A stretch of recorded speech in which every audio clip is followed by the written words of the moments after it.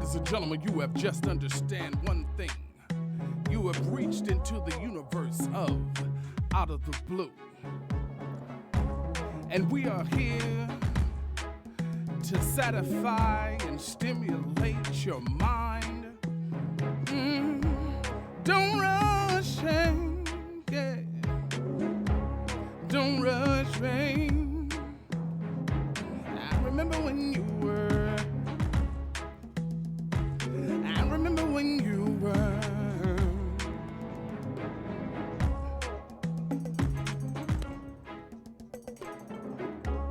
Welcome to the other side of the world, baby. Oh, I've been feeling fine, baby. Grandma's hand,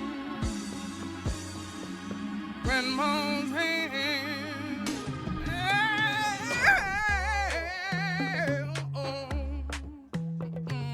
grandma's hand used to wake me up Sunday morning. Grandma's hand, yeah.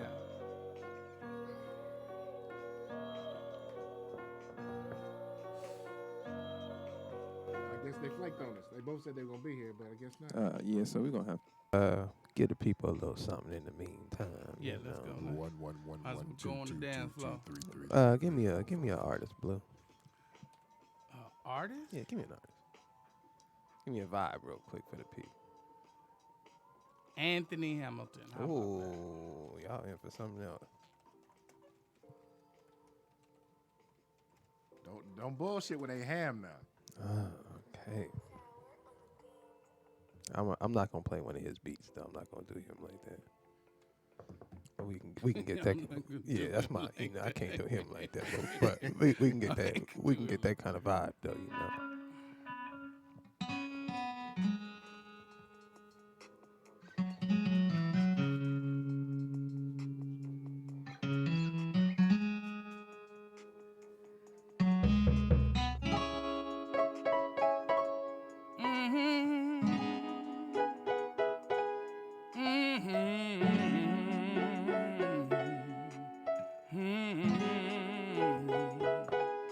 There are people dying every day, getting sick, not feeling well about it. Don't you understand? This is a different world, I say. I don't understand what's going on. Hey, Nick, turn it down a little bit. Right now.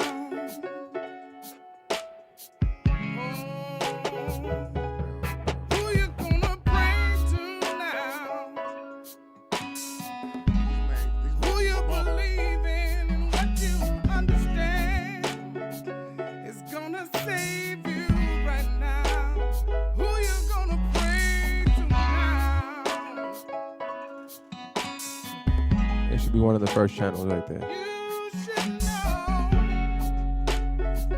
Blue, turn all of them down except for yours. Just turn them all down except for yours, Blue.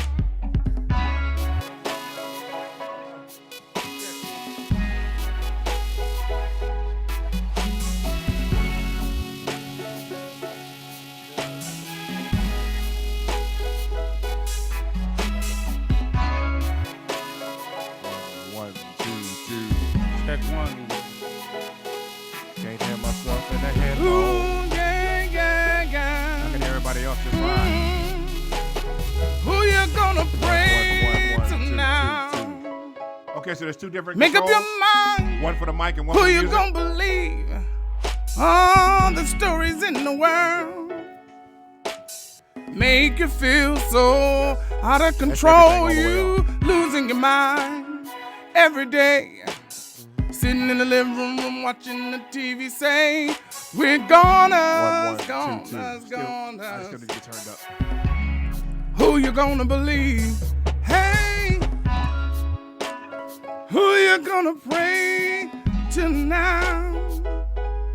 Better believe there's only one guy. Anything else? You just can't hear me in the mic.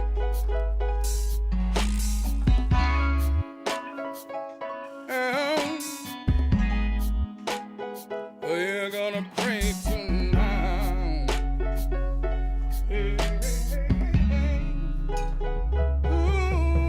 that's the volume. Now I just need the music turned down. The music is hot.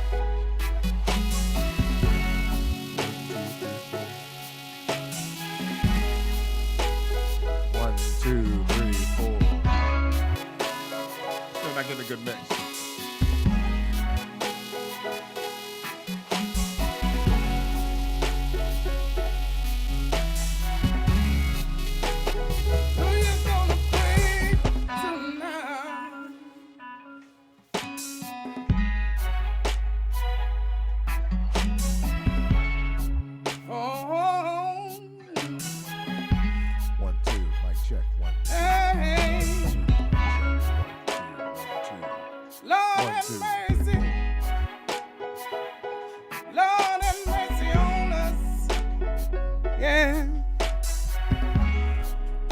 One, two, 1, 2.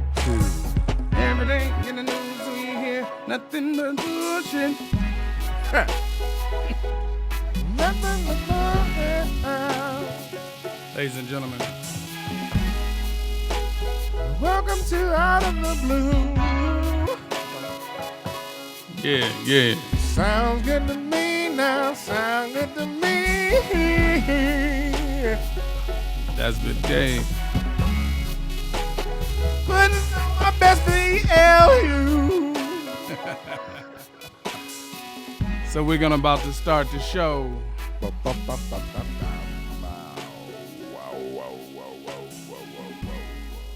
Ladies and gentlemen, Out of the Blue. I think someone's phone is on. Yes, Mike. Shout out to rehearsal. Shout out to rehearsal. Hey, I had to do it because Maria ain't here. And then scrap it down. What's going on, ladies and gentlemen? Welcome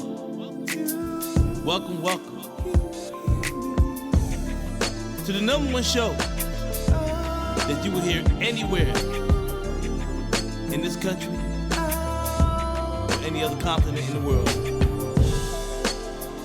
You're listening to Out of the Blue, starring Blue Mitchell, Maria, Hey, it's your girl Maria, and your boy Dannon Green. D Green.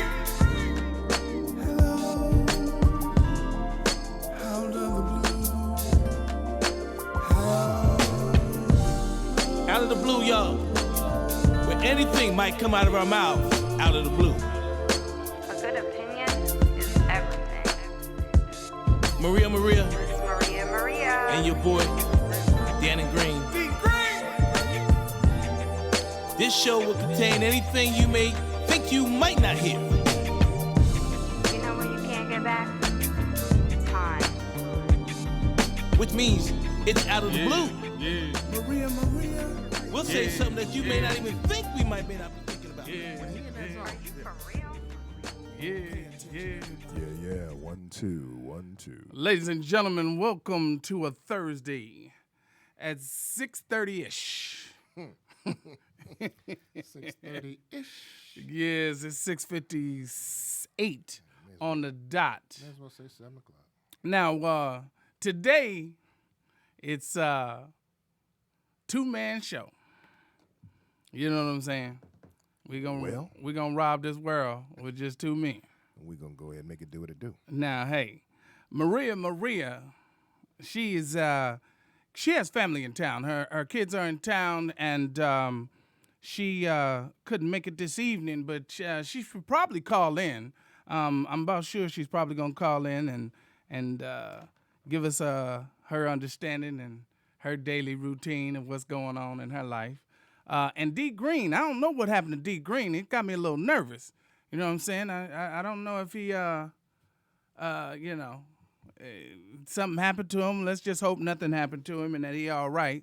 You know, he really real nervous about this corona, so he might have had second. He might have gotten his car, got out, got in his car, got out. You know, he a little nervous. You know, still, you know, Nick is in the house and Nick cleans this up. You know, we got a whole new setup. If you can look on the screen, you know, now it's a board meeting. It's the Legion of Heroes. Yeah, You know what I'm saying? I was trying to get that safe distance thing going for you. Man, hey, everybody. look, let me tell we you appreciate something. everything you do, dog. Man, this is off the chain. You know what I'm saying? I feel like head of the boardroom. Shout out to my man DJ. He actually came in and built that by hand, man. So shout out to DJ. Oh, All right. built Yeah. it by hand? Yeah. Go ahead, Oh DJ. my God! Look at Go, DJ. Look at God. He was a carpenter. Anyway, so Dave, how was your week, man? You know, My week has been, it's the times, man. You know, when you have to deal with everything that's going on in the world, and you struggling with making hours at your job, and woo, it's it's more than a notion. sharing work, but you got work, but but True. you're sharing it. You're true. sharing your hours. But this this COVID-19, Oh. it came in and showed everybody that what you thought you was doing, it ain't shit. Hey, look, you know what I like about it? It has no discrimination. None. It don't care what color you are, how rich you are, how poor you are.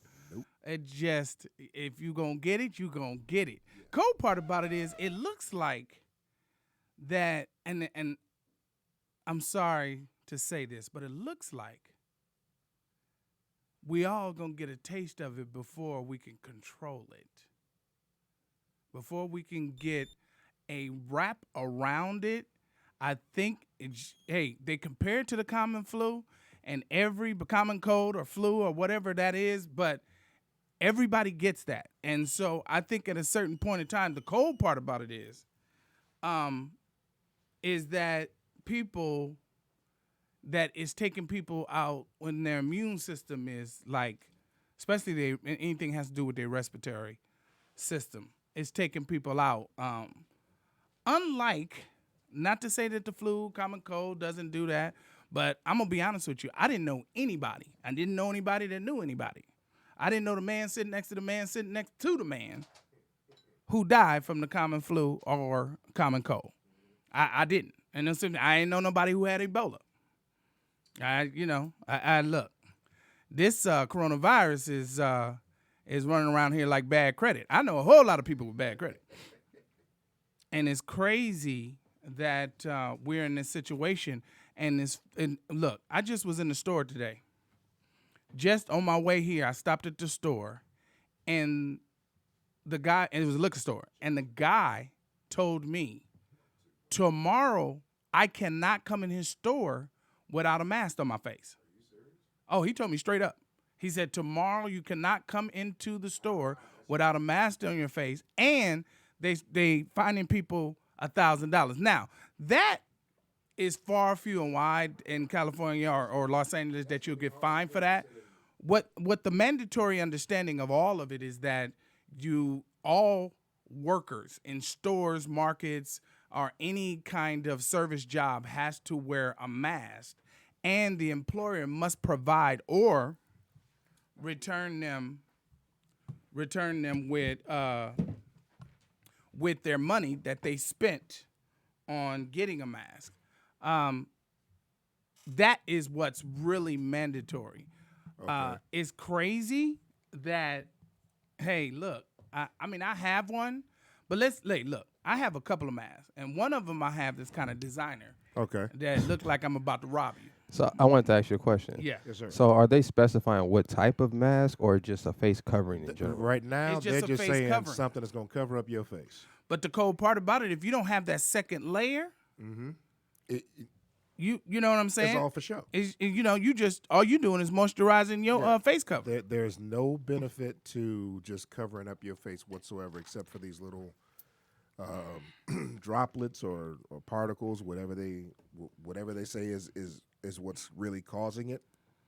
But if you don't have that necessary protection like the N95 provides, then you can still get it, even though you out there looking like you're about to rob something. We have a phone call. Tell me what's cracking. Hello. Hello, phone caller. Okay.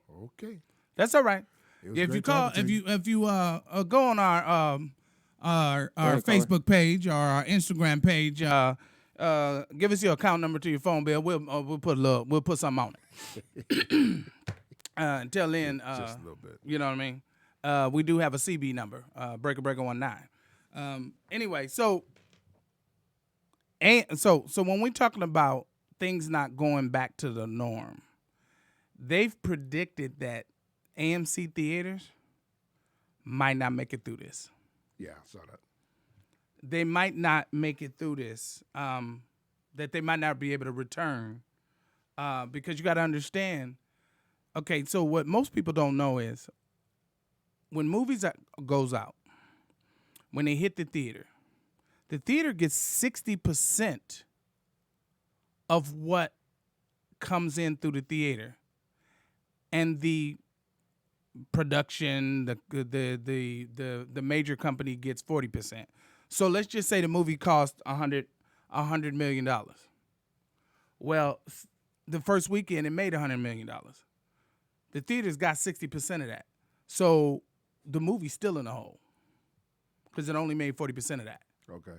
So if they're getting 60% and now they're not getting anything, now it's a trip, because for the major distributors, right now, they're just releasing on streaming. Yep. So they're getting all the dollars. All of it. Phone caller, you on the dance floor. Let me hear what you got to say. Hey, Blue. Oh, okay. Look at you. All right. Oh, so is your phone bill we got to put something on? Hold on. I'm trying to figure out how to watch you live and call in. Oh, okay. That would mean you would need your iPad and your cell phone, or your computer and your cell phone. Do you have Right. Do you I have the one and two? computer on now. Oh, you have a computer phone. So you watching us? I'm watching. I mean, I've been watching since you started. Oh, that's amazing. That's amazing. Hold on. Let me get Maria to say hello to you. Maria, say hello to Maria. Hilarious. What's going on? So how was your week, darling? It was good. Oh, it sounds real exciting. Hey. It's been raining. It's not much we can do. We all stuck in the house. Hey, what you talking about? Ain't much we can do. Shoot, I went to Club Couch, and listened to DJ TV. Man, let me tell you something. And then left there. Let me tell you something. I had a great night. I left there and then went to Club Bed and heard MC Pillow put me right to sleep. Maybe I need to do more clubbing because all I've been doing is cooking and snacking. Oh, okay. Well, your kids are in town, right? Yes. Oh, well, that's And they've been doing the same thing, eating. because look, that's what they've been looking for and waiting for is mama home cooked meals. Mom's cooking, right? I'm trying to tell you. So, how's that rice-a-roni doing? Wow. Whatever. You know what I'm saying? I mean, because she can make some cold noodles. I thought You know what I'm were saying? hamburger helper, but Oh, well, hamburger, it does require reading. No hamburger helper here. What's up, Big Dave? What's going on, sweetheart? How you doing? I'm good. Well, I mean, Where's D Green? Man, I don't know. Hey. Like, we don't know. He didn't call in sick. Nope. He didn't say he Nobody wasn't coming to called work. him? Nope. We don't know. We don't know. And we know that he's been working out all week because he's been doing this workout fitness thing on his page every other day. And we know that he hasn't shaved his beard. He says he's going to wait until this corona's over. And man, look, we hope better than this, but by the time corona's over, he going to be the Black Santa Claus. Okay. I mean, because his stuff is white. Dannon says me lying. It look like he been dipping in sugar. That's what you got. You doing drugs? You got cocaine all on your jaw? Oh, my God. D Green, where you at, boy? Give us a call. Oh, he's going to call in. Oh, we know this. Oh my God. We're just trying to get him in and out early. That's all. Oh my God. Let me tell you something. That's what we're trying to get. But you heard what I said about the AMC theaters. They might not reopen. They might not make it. I know. We were talking about that like a month ago, right? Yeah. That how's theaters going to survive? And here's the understanding. You can pick your seats when you're going, when you're buying your ticket. So you're looking at the seats and you can see sometimes, a lot of times it depends on the movie. You definitely can see what movie is packed. If it's not packed, you are not going. I mean, like if it's not packed, you're going. If it's packed, you're not going. Because we're in a situation now that people ain't sure. Look, it's gonna be a while before people get on a plane and sit next to somebody. Yeah. Yep. Sit next to somebody coughing. Mm-hmm. You know what I mean? So even when they open everything up, everyone I think is going to take their time getting out. They got Especially to. places like No, movies and You're gonna have those that are nail gonna rush shop. out, but for the most part, everybody's gonna hold back, and it's still gonna be a slow process back into whatever the new norm is going to be. Because what is going to be the new norm? that's What the do you whole think? thing. That is the great unknown. Because what was normal, that shit's dead.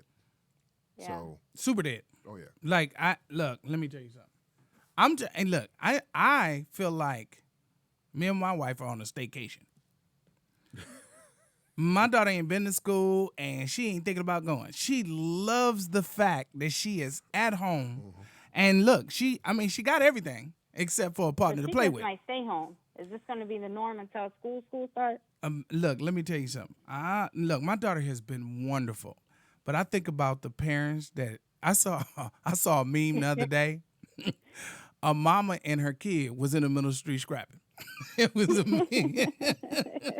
that's crazy. She was cause and the thing said on top, I can't take this no more. It's gonna be me and you. Did you see the one with a dad and a son? No. Oh, the slapping? Yeah. No. Oh, okay. No. My bad. There's a new one. I'm watching something. This father, he was, getting in his son's ass because his son been bucking up to his mama and his sisters and his grandmama, and talking about, feeling himself. Right. So dad pretty much then told him, said, "Look, I'm tired of you over here trying to step up to women. Now I'm here, do the same thing to me because I'm tired of it." Oh. And he was like, "I wasn't even." And next thing you know, whap! Oh. You fired on him. Oh, Okay. yeah. He put them things on him. You can go to jail for that now. Yeah, but he kind of ragdolled him across the living room. Hey, look, let me tell you something. You know.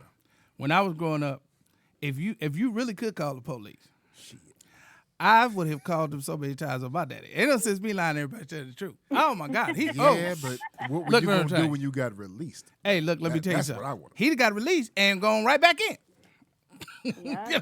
Look, cause you can't tell. You couldn't tell back in the day. And the thing that scared me is my mother said, "Well, you could do that, Yep. but what's the guarantee that you'll get somebody that's not even if you think we bad, worse than us?" And I thought about that. I was like, "Oh no, I can't. I can't get nobody worse than this." Because at the time I thought I was, I'm a teenager. I thought I was in hell. It's just me lying. You know what the funny part about it is? How many people went to college, went away from home and came home for the summer? But now you've been living on your own. You've been doing your own thing, and you're grown. And then you come back to stay at your parents' house just for the summer. And but your parents haven't changed the understanding that this is my house. You're the child, and I'm the adult. And with that understanding, which is respectful, but with that understanding, you're doing these things of being independent, but you have to come back in the house and get back in the place that you left. Yep. Man, let me tell you something. I know parents be like, "Look here, I'm just 1 inch. I'm 1 inch. I'm 1 inch off of breaking them off." I know children is like, "I've got to go back to school. I got to go somewhere. I got to go back to school. I need to get a summer job. I got to do something because, when you come home, you got the rules don't change. Take out the trash, No. wash the dishes, feed the dog, clean, rake the front yard. All that. You know what I'm saying? Wash mama's car. All that. And anything I need you to do, I need you to do. Yeah, I need you to do, and I don't need no. I need you to do it now. Yeah, Nay. I don't need no comments. I don't need no commentary. I don't need none of that. I think a parent's understanding is this. Now that I can't, you back, and I can't walk around the house naked. You got to pay. I got to put on clothes. Your mama can't walk around here in the drawers. You got to pay. If we got to act like we visiting, you gonna act like you work here. Wow. That's real talk. Wow. Along with that, hey, did you find out or did you hear that the Bronx Zoo has the first animal to test positive with Corona-19? I want to know who paid And for I them. thought they said animals couldn't catch it. Well, guess what? I want to know who paid for Tony the Tiger's test. That's what I want to know. The tiger got it. But here's the thing. Who heard him cough? Hey, Oh, there was, animals do sneeze. Maybe it was the sneeze. no. Maybe it's a sneeze. What led you to believe that, hey, let me go ahead and test this tiger for coronavirus and see what happens? Could you imagine him walking around with a mask on his face? Hell no. Real talk.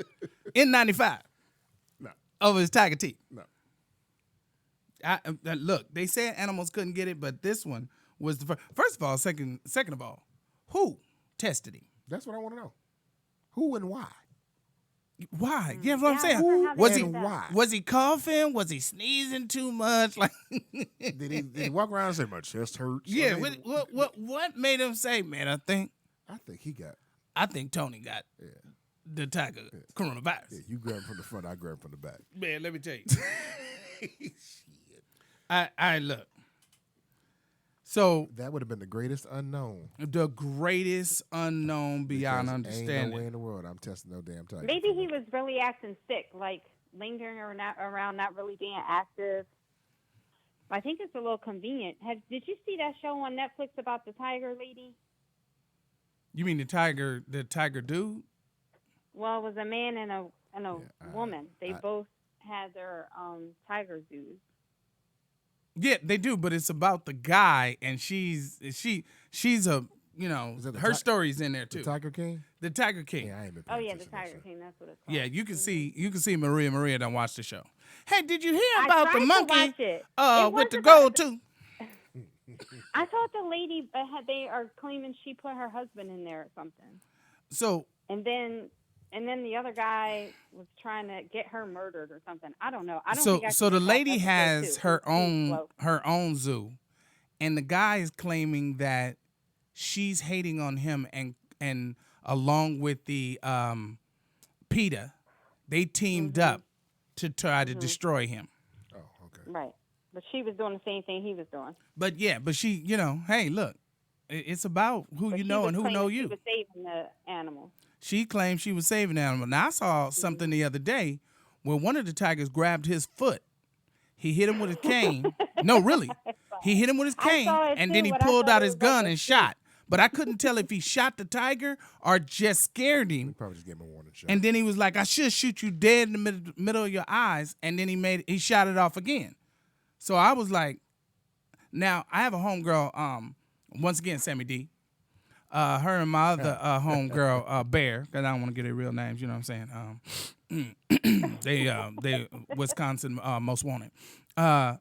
Both of them have been to his zoo, and they were like, all they saw was an extreme amount of love for the tigers. They were like, if he was faking that, like, they couldn't believe it, because all they saw was an extreme amount of love for the tigers. Now, at the same time, she also said she didn't know he was gay. She didn't see that. What that got to do with the Tigers?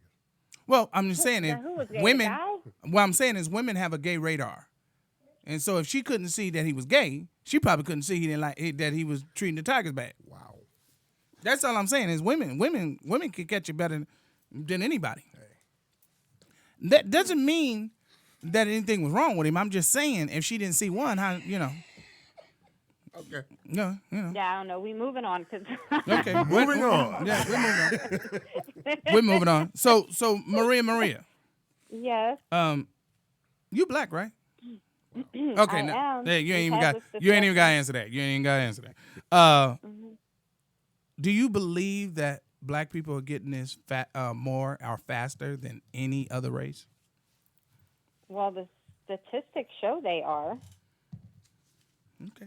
But Right? Okay, well, let me ask you a question. Do you think it's because I don't think there's a conspiracy around it. Okay, do you think it's because we're more susceptible? You think it's because we have probably we don't go to the doctor, we don't have health care, so forth and so on. They saying because we have poor health, high blood pressure. We have all the things that it's supposed to attack that we're the highest in. That's the reason why they're saying it.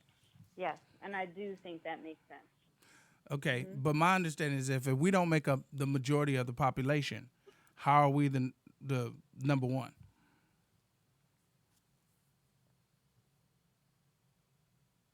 Okay, you ain't got to answer. All right, I'm that's sorry, what I was had to thinking. hit mute because everyone came in the room and wanted to talk to me. I'm sorry. Oh, okay. Yeah, I don't know how to answer that, Blue. Okay. Well, I mean, you saying statistically. Did I say that I'm right? saying that that's what they're saying, so it made sense to me. Oh, okay. All right. Well, so you read it. You believe everything you read. I don't believe everything I read, but it does make sense. Well, it's saying here that 70% of the people who died from coronavirus in Louisiana was black. I could believe that. And what's the population in Louisiana? So they're basing it out of 100,000 of Yeah. all. And what's the percentage of black people in Louisiana? 32%.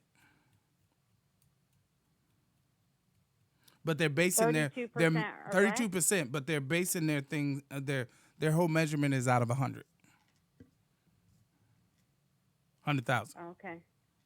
So 32% of 100,000. But yet we are in the 70 percentile of black cases for deaths. coronavirus in Louisiana. Of cases and death. Well, it says deaths. My bad. Of deaths. Oh, yeah. Well, that could make sense. You don't think so? I don't know. It's kind of hard. It's kind of hard for me to statistically. I don't know how we become the lead of everything. Well, I don't know about the most media, people, everything. Yeah, most people in jail, most uneducated. Well, I don't.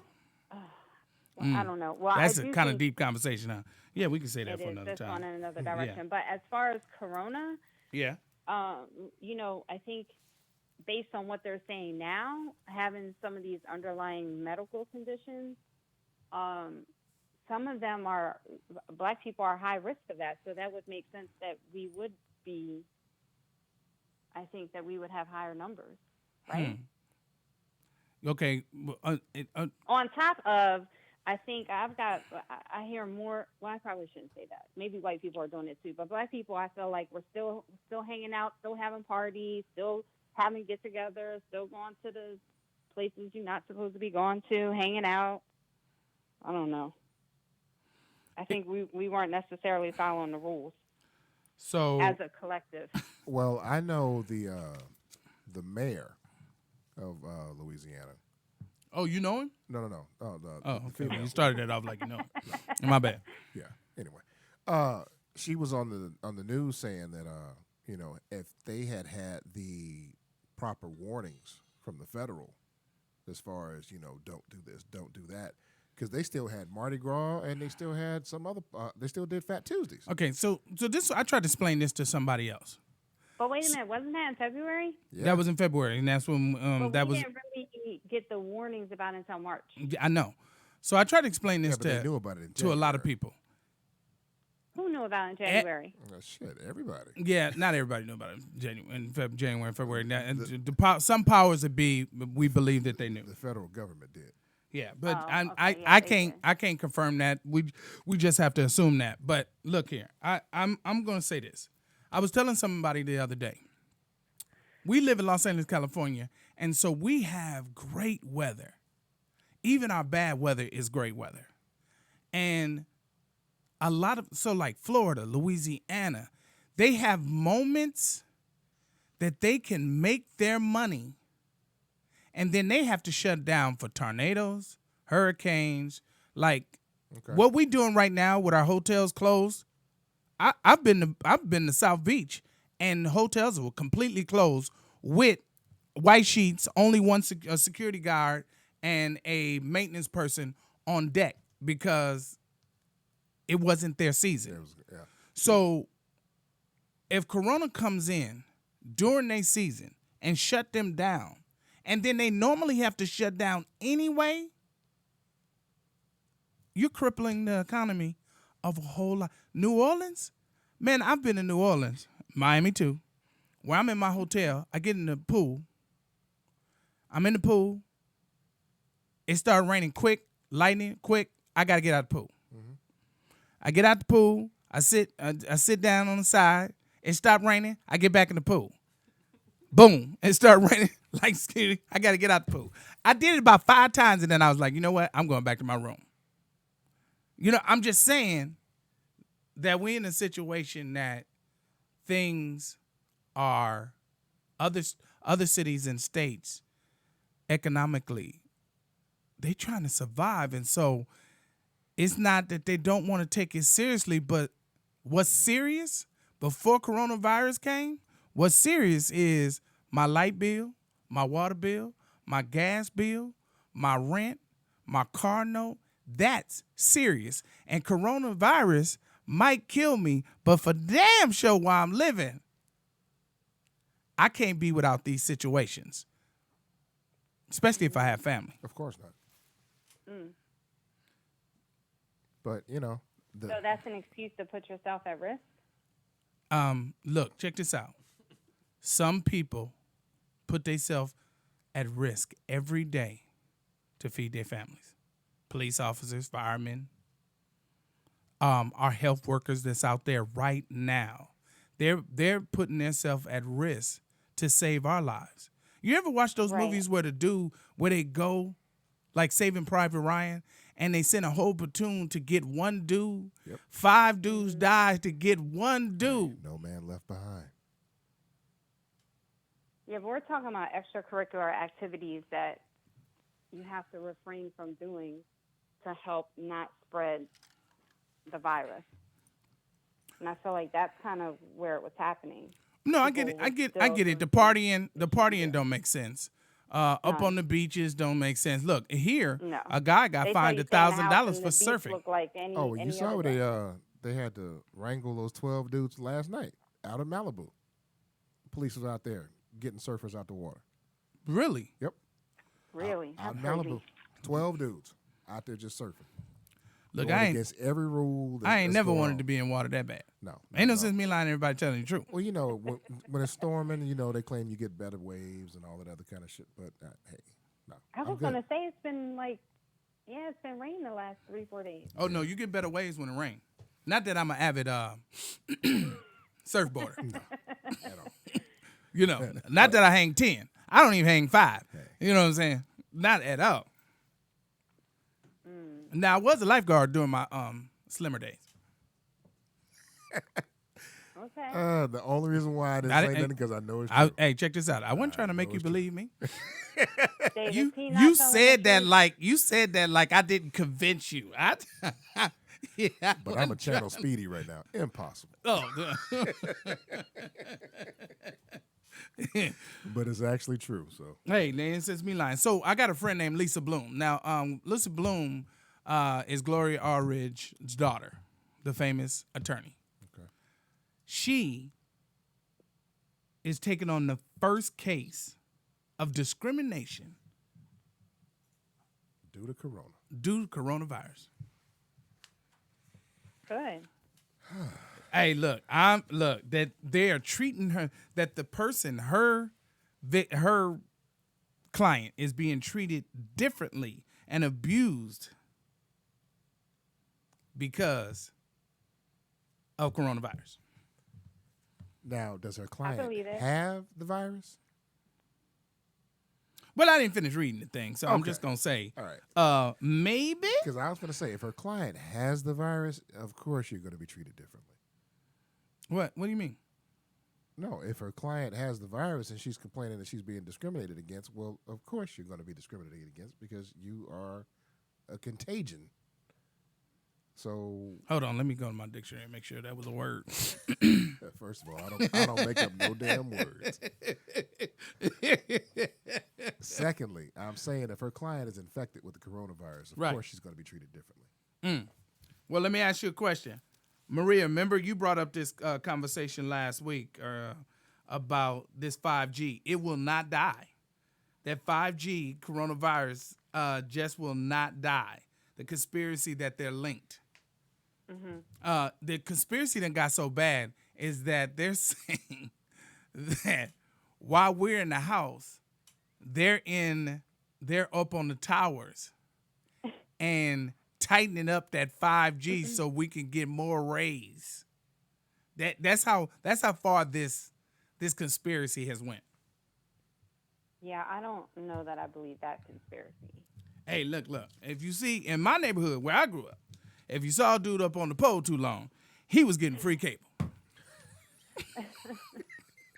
I don't know nothing about no 5G and catching coronavirus and all this radiation, but if you saw him up there for too long, we were getting free cable. Wow. I mean, what? Okay, well, I'm not sure that I'm the only one to grow up in the hood. Pretty much. Okay, I'm the only one to grow up in the hood. Pretty much. Hey, did you hear about one of your homegirls from Nollywood? Now, you know what Nollywood is, right? I have no clue what the hell Nollywood is. So there's Bollywood, which is India, Pure example of foolishness. and then Nollywood is Nigeria. Oh, is it? Yeah. So she's a famous actress in Nollywood, and she was a part of all those actors going, "Hey, please stay at home." Well, she throws her husband a birthday party. He Instagram streams it Oh, shit. with all the people in the house partying. They came there and arrest her and her husband. Foolish. Now, who does that? Shout out to social media. Hey, yeah, no doubt about that. Yep. Maria, we really want we love talking to you, but Yes, Dr. that's Marx always is on the calling phone. in, and she's saying it's busy Oh, because nice. you are on our line. So Okay. hey, I'm look, hanging up. hey, don't forget. Hey, when I love the fact that you're cooking for the kids, go ahead and finish sauteing those sugar smacks. Wow. No faith in your cooking skills. You know what I'm saying? None. You know what I'm saying? And what is that? A bolognese Fruit Loops. And we holler back at you, baby. She's Okay, like, what are time you are you done? Yes, I'll done be deal. listening. Yeah, he did. All right, bye. Bye.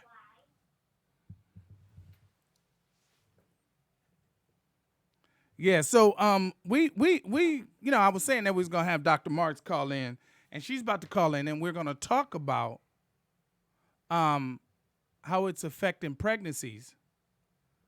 How it's affecting pregnancies and delivery. Okay. And we're still talking about COVID-19, correct?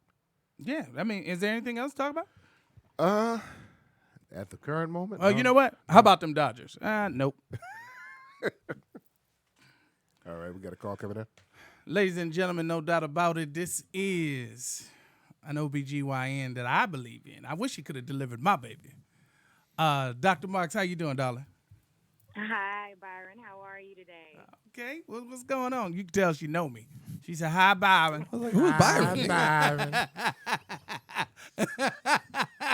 What's up, girl? How you Excuse doing? me, Blue. How Hey, are no. you? Hey, I answer to both of them. Call him by his government name. Especially if There it's a you check. go. If it's got a check on it. I answer by you know what I'm saying? Blurple. Hey, darling, how you doing? I'm good. I'm blessed. Well, hey, look, that's what I need you to be is blessed. You know, I have to say this got a little sauce on it because this is my cousin. But the question I wanted to ask you is how is it affecting? First of all, thank you. I feel like you I really like I have to say this to you like we say to military. Thank you for your service. So thank you for being on the front line and putting your life on the line for ours, especially our children or our future. How is it affecting your job? Well, it's a few ways to answer that. You know, it's affecting us, you know, personally because we're people like everybody else. You know, just concerned and making sure we get all the right information so we can protect ourselves and our families. But then, of course, we have people that depend on us as well because they work for us. And then we have, all these patients that see all these different reports and of course are concerned about how does it affect me, and then what is it going to do to my pregnancy, and what is it going to do to my baby. That's the medical side, and then you have the psychosocial part of it, where women are excited to have their babies, but then they can't have the experiences that they either dreamed of if it's their first baby, or they can't have the experiences that they previously had with other pregnancies. Case in point, when you actually come to deliver, depending on where you deliver and how your state or city is being affected, it depends on that. That actually weighs on who can actually be there with you. Wow. So they're And I actually don't think people limiting. think about that. So they're actually limiting the amount of people that can actually be present while you're actually giving birth now. Absolutely. Oh wow. They're no longer, at my hospital and many of the hospitals here in Houston, there's only one support person, and not just for the delivery, but the entire length of stay. So at my hospital in particular, the day you check in, your support person gets a band, and it does not come off just like the baby band until you go home. So you can't switch it out with your mom the next day and cousin the next day. That one person is your person for delivery. And that's disappointing. Some women want their spouse and their mother and sister, and right now we can't do that. Okay, so when I had Angelica, um it's not it's I mean, I would think it was surgery. But the doctor who was delivering her, and the nurse, they wasn't covered up with all these different protective shields. And so how are you protecting yourself during delivery? Because it's not the norm for you to have an N95 on your face and all these different garments covering you to protect you. So how's that change? Well, it's changed in that. Well, for the most part, most doctors should have been using at least a procedure mask during the delivery, because deliveries can be messy. But you're right, a lot of doctors didn't. But now, um, yes, we're a little bit more covered. And even just in walking down the halls, we're trying to follow the guidelines that we're actually teaching everybody else. You should have some type of cloth covering of the face. Um, and actually, right now, our hospital, as you check in, you get your temperature checked, we get a face mask, and then many of us put our procedure mask that actually has a shield that covers the eyes over for delivery. Whoa, really? Hmm. Wow. Okay, so all of that is like it's just a room. It's like it doesn't seem like it get a real scrub down or anything like that. Um, Well, eh, that's where you're wrong. And oh, it does. You have to thank the other frontline workers. I think that a lot of people don't talk about is the housekeeping staff of the hospital. Mm-hmm. Okay. They actually go through several, steps where they actually break that bed down. Mm-hmm. They clean between the different joints and the moving parts of the bed. They take that mattress off. They do a really good job of sterilizing, and that's even before COVID.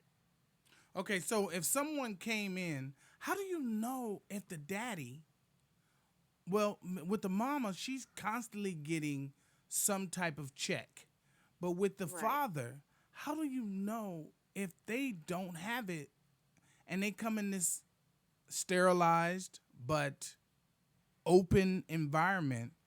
How do you know? Like, is there a procedure where the both husband and wife have to get tested before entering? Well, that's interesting that you say that, because some doctors are actually moving to ask that question more so, not just for the staff's safety, but also for the mother and baby, because now the recommendations are if a mother is COVID positive, or a person under suspicion, or a person under investigation for COVID, that the baby should actually be quarantined from mom, because we actually don't know if it's passed in utero. We don't necessarily think so, but right now it's all a mystery to everybody. And so, of course, if it's thought to be a respiratory infection, the thought is if mom does have it, separate baby. There are some thoughts that now, prior to delivery, prior to induction, prior to C-section, to start testing mom, but that hasn't started yet, because, of course, we're still dealing with there's not enough tests in general right now. And it's real dangerous for the. Is it dangerous for the baby because they're just developing their lungs? Well, it's unfortunately we don't know, and it's not that they're just developing their lungs. You have to think even differently that babies don't have their own immune system yet. Exactly. They're True, still actually true, working off true. of mom's antibodies Okay. that they obtain in utero. But the thought is if this is a new infection, that mom may not have those antibodies yet, and therefore baby may not be protected. Speaking of PPE, one is your place of business, is it experiencing any shortages in PPE, and if so, does that affect the staffing level as far as a delivery goes? Right now, what they're doing is prioritizing PPE in different hospitals based on, I guess, your type of work. So, for example, the thought is ER doctors, ICU doctors, and ICU workers, ER doctors and ER workers, intensivists, meaning again, different doctors that work in the ICU are a little bit more priority as far as PPE because they're going to see more of those kind of patients. Okay. Right now, ACOG, which is the American College of Obstetrics and Gynecology, actually has said that obstetrics and gynecology is not what we call an aerosolizing specialty. So they are actually deeming us obstetric workers as not needing N95. Ah, okay. That's some controversy because some of us believe differently. If you've ever been a delivery and you tell that mom to take a deep breath and push, she's blowing all that air out to the person right in front of her, which is usually her doctor or her nurse. Mm-hmm. So some of us disagree with that. For those who don't know what PPE is, peach pie and eating. What is Yes. PPE?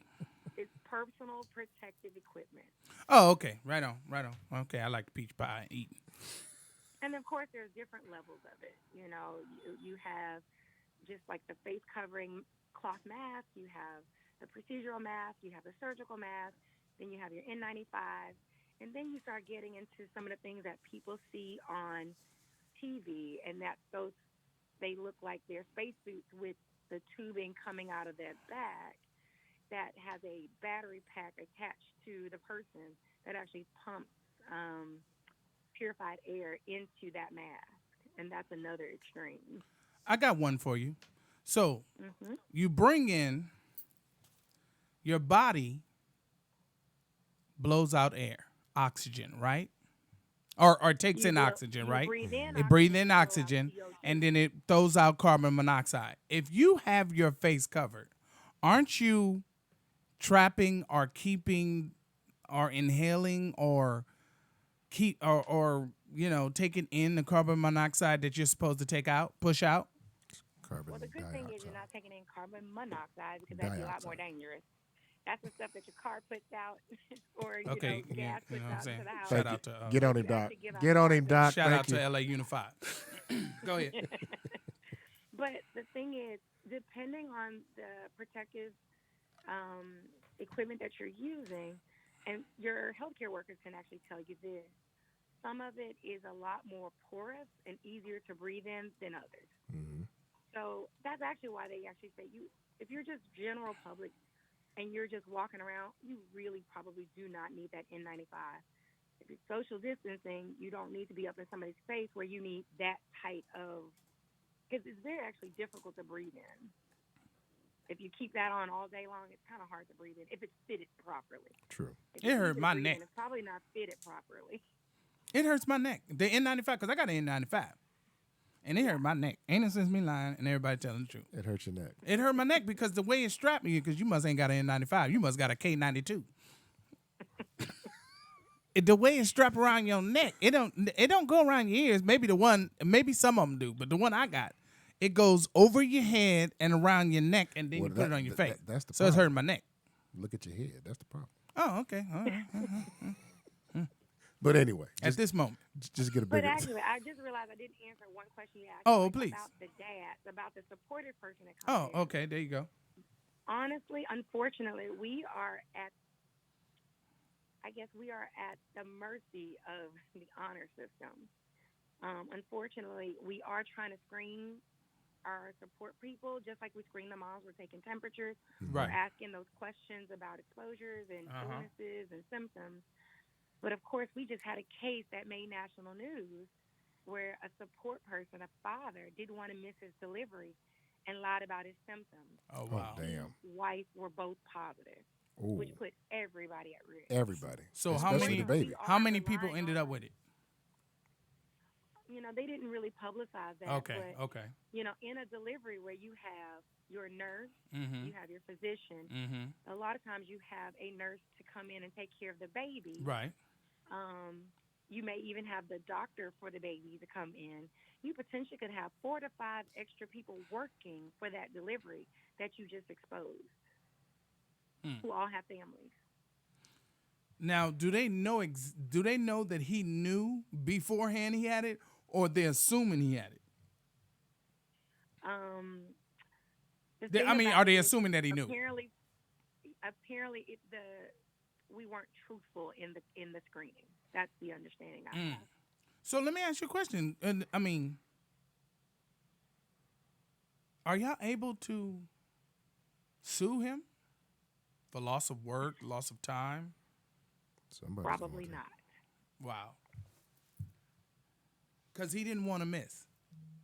And so he's setting up a situation where not only he's going to make it harder for other fathers to be even a part. It ain't even other fathers. He's going to make it hard for everybody. Well, I mean, hopefully there's a father. No, I'm just saying. He's going to make it hard for just say. But unfortunately, when that case arose, it made people talk. Yes, it made did. people question and get concerned. Yeah. So It made healthcare people talk. I got one for you. Now, last week we had Dr. Applebaum, and he's a head of medicine. Well, assistant head of chief of medicine at Kaiser Cadillac. So I want to ask you this question. Medically, because you understand the process, when did you finally take this? Not that it was that you didn't take it seriously, but when did it become fully real to you, and you didn't look at it from the eyesight of the common code, that it was its own individual monster? I'll be completely honest with you, and my husband and I was just talking about that tonight. We actually took it seriously mid to early February. Okay. We actually were scheduled, and we had purchased tickets for the actual Diamond Princess cruise to Japan, the cruise that made such, world news. We were supposed to be on that cruise. Oh, wow. Leaving April 18th, and we only had until late February to cancel that trip. And I actually started talking to him about it because I started seeing how it was moving through China and had started making problems in Italy. And I remember telling him, it's coming here. Wow. It's coming here. So you had foresight. And I was concerned. I was like, my concern is that we leave this country and can't get back. Mm-hmm. Now, that is the truth. We canceled our trip in early February, in mid-February. Because Dr. Applebaum said if you'd have asked him, now this was a week ago, but if you'd have asked him 3-4 weeks ago, he would have told you, "Oh man, it's cool. It'll be fine." No. He didn't know it was going to jump as quick as it jumped. He didn't know it was going to have such a sweet spot, and he didn't realize that it was going to take on its own level of being contagious, like the way it jumped so much. No. Okay, One thing I mean, concerned me is watching those reports out of Italy was not only seeing how quickly that it was growing, but how quickly those people were crashing. Okay. And that's what makes you concerned, that it takes people so quickly that we as a medical society was like, we can't figure this out fast enough to save people. And where a lot of these people were dying, it wasn't like I know some people that was it a subpar country of medical health. No, It was not. I have a two-part question for you. One Is that like a two-piece? is what you about to catch? Is one is the test more the tests that are currently going around, are they more It's your question. more reliable being either through blood or through the nasal passages? And two, if it's through a blood test, is it harder to distinguish if it's O-type blood or does the blood type matter?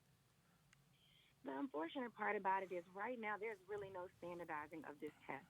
I think that's why everybody's just so confused. I think you may see some reports of people getting their nasal passages checked, and that's more so for like a direct test or even a culture kind of test. And that's why you're also hearing about like the span of like how long it's taken some people to get results. You know, when I was trying to get into medical school, I used to work in a lab. Okay. And one of the things is some of those direct tests, you can get those results back within 24 to 48 hours. Mm. But then you have some culture type tests take several days because you have to grow it out first. Okay. Then when you're talking about blood tests, well, are you trying to test for antibodies? Well, if you're trying to test for antibodies, then if the person didn't have the infection long enough, is it a really, good test or is it a really accurate test? And right now, there's no real standardization of this test, which is also unfortunate. Okay. Do you feel that if they find someone who actually has been cured of COVID-19, do you think it's ethical for them to try to harvest their antibodies and try to create a vaccine faster than it would normally take? Well, that's the thing. They're actually trying to do that right now. And actually, Houston is and the hospital system that I work for, Methodist Hospital, is actually on the forefront of trying to do that. But they're not. I guess when you talk about ethics, well, right now it's a matter of volunteer. So Okay. they're taking people who've actually known to have it, have recovered, and they're asking people to donate their plasma. Okay. Oh, And with okay. that plasma, it's trying to harvest those antibodies and actually see about using it as a defensive mechanism for somebody who's fighting it. Okay. Right now, we usually go through, there's a stepwise process of developing treatments for diseases, and it goes through the FDA, and it goes through lots of steps. And you may even hear a doctor say stuff like, and that's probably why a lot of doctors are arguing about the benefit of the hydrochloroquine that the president keeps talking about and the azithromycin, because it's not gone through any medical trials to say what are those side effects, and so people can actually know what they're getting into. Exactly. The argument right now is, well, try it in those worst case sadly as a last ditch effort and see if it works. Mm-hmm. And if it works, if you get enough cases, you can say, well, it worked in this many people. That's not what we consider clinical trials. That's called anecdotal, which means we tried it and I can tell the story about it. Okay. I want to ask this question because I know that doctors catch a lot of heat because people believe that they know before the doctors know, or the medical field knows before they do. But is it true that a lot of times y'all get y'all information, y'all just understand it better, but y'all get y'all information in the same form or fashion that the world does? Like, y'all don't know before they do? Or do you know before they do? No, before who is they? The they is the everyday person who asks you the question on how to, all the questions on how to fix this. When did they know? Blah blah blah blah. Like, they want you to have the answer, and it seems like sometimes y'all get y'all beginning of the situation in the same feed of information that we do.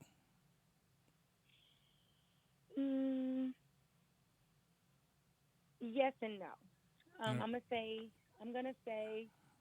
yes in that. Yes, a lot of the information from our government, a lot of information from the CDC, Okay. and the World Health Organization. Yeah, most of us are getting that in real time because a lot of us don't hold high positions in those areas to get highly To get classified it first. information. Mm-hmm. Okay. However, I would say we also get information a little differently in that we communicate. You know, Facebook and a lot of Facebook and a lot of social media is not just for gossip, but a lot of us physicians are communicating with each other all around the world. I went to school in Philadelphia, and I've been talking to some of my colleagues in New York. Right. Just trying to get myself ready for how things are here. Okay. So a lot of things we were hearing from colleagues from all over the place. Okay. I started becoming afraid before it became on the news, before it went on the news, and started telling my family weeks before, go to the store, get certain things, lock it down. Okay. Because I have family who are susceptible. Your aunt, case in point, I had her on lockdown several weeks before this happened because we knew that it was coming. Well, do you think, or why? Why does it seem like, or the statistics saying that black folks are getting it at a faster rate than any other nationality? Unfortunately, what we're seeing is COVID has so many ways of attacking people. Right. That's why it's also such a conundrum to everybody, because it's not attacking everybody the same. You're hearing some people, of course, having mild symptoms. First of all, you're having asymptomatic carriers, which is the scariest. Mm-hmm. Okay. And then you have some people who have having really mild symptoms, like maybe cold or allergies. And then it kind of progresses up a little bit. Then you have some people with sometimes, gastrointestinal symptoms. And then you hear about these other people that have the extreme of symptoms, and they're not all one demographic, one gender, one group of people. However, so we are seeing some healthy people get ill from this, but unfortunately, where you now are seeing the statistics where African Americans are affected, Right. it's also kind of following the mortality of almost everything in this country. That we're more susceptible to diabetes and heart disease and high blood pressure, and not to say, and even maternal mortality is higher in African American women. And there is some thought that because we have less access to health care, that going into certain things, we may not be the healthiest in the first place.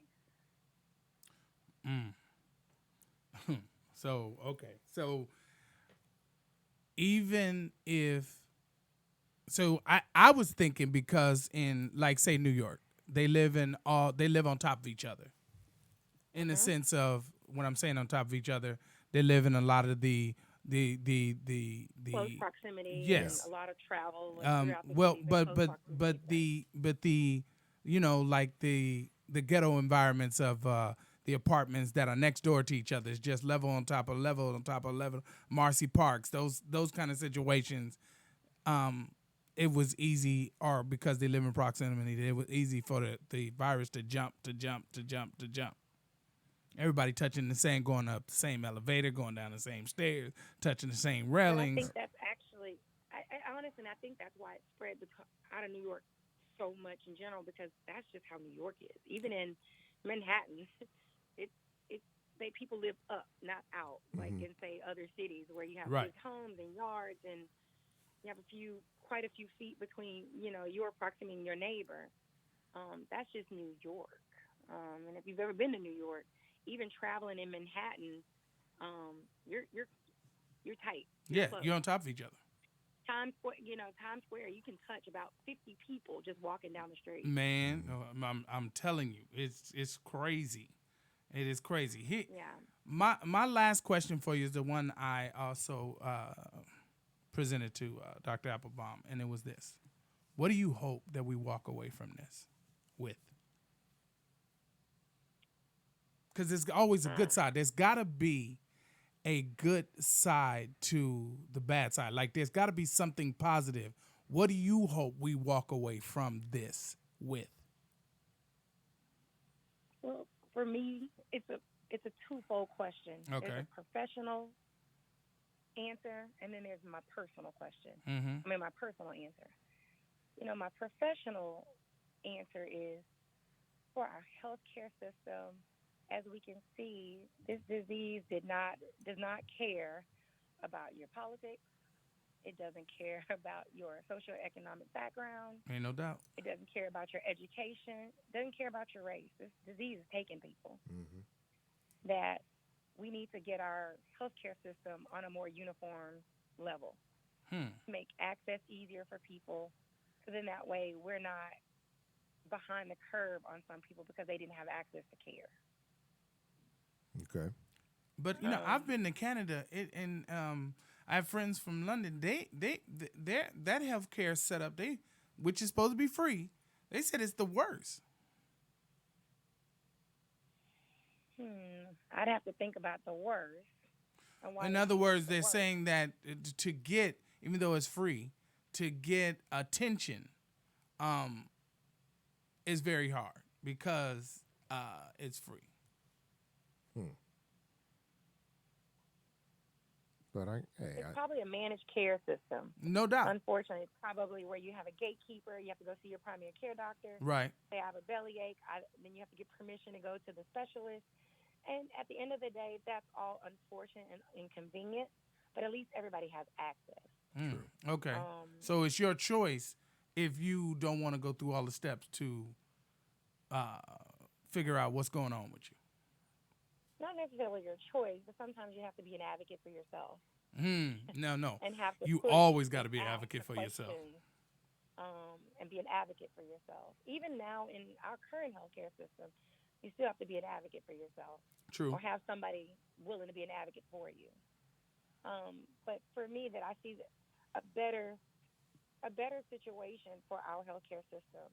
Like even as an OB-GYN, I would tell you the way our healthcare system is looked at now, a knee replacement or a hip replacement is a lot more valuable as far as paying your physician than delivering your baby.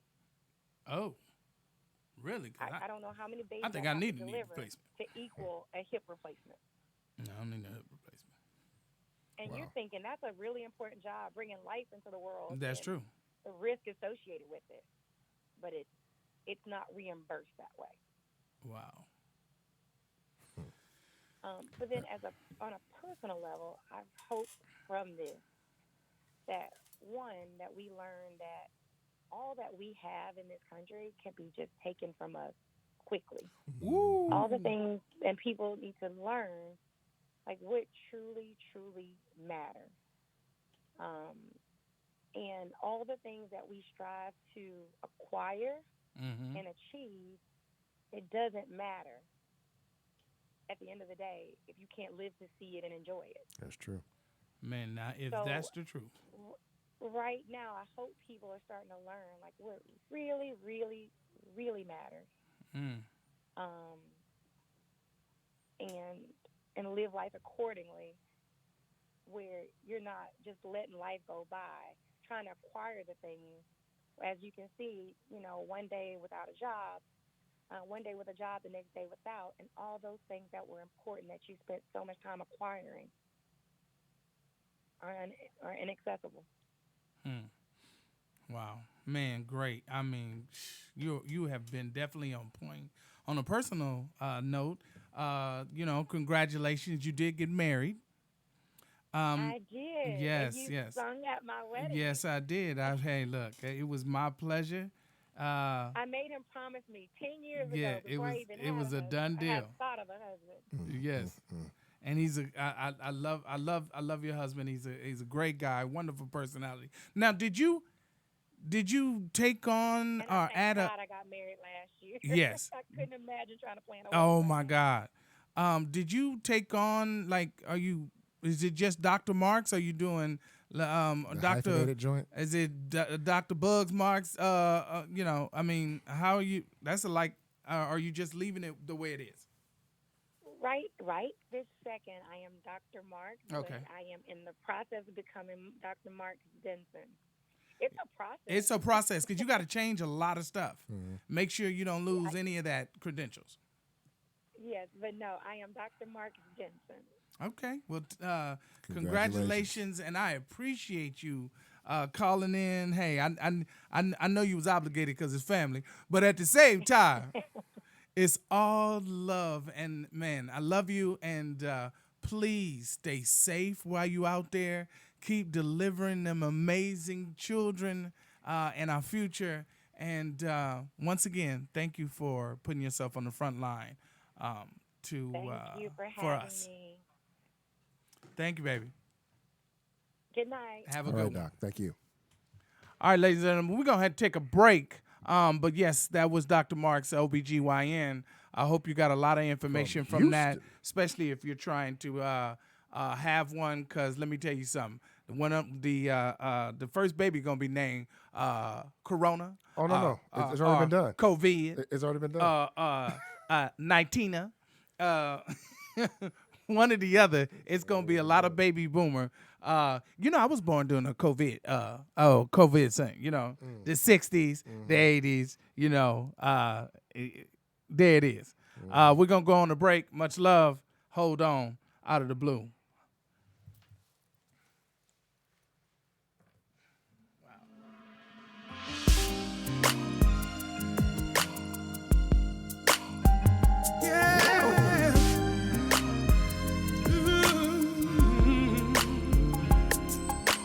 I don't like to go to the gym, baby, but I like working out with you, darling. I can get my sweat on every night and day. Can I work out with you, baby? Can I work out with you, darling?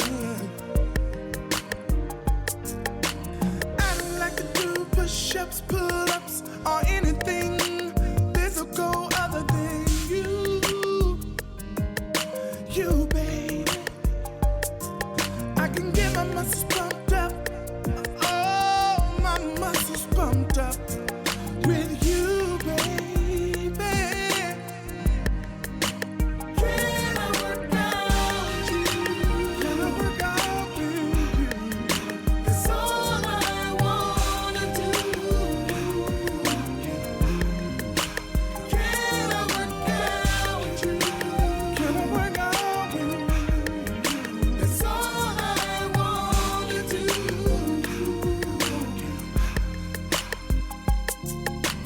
I don't wanna sweat at all unless it's you and me getting it on. And we can physically fit together. Can we sweat from the morning to the evening time and then come back and do a rewind? Oh, can I work out with you, baby?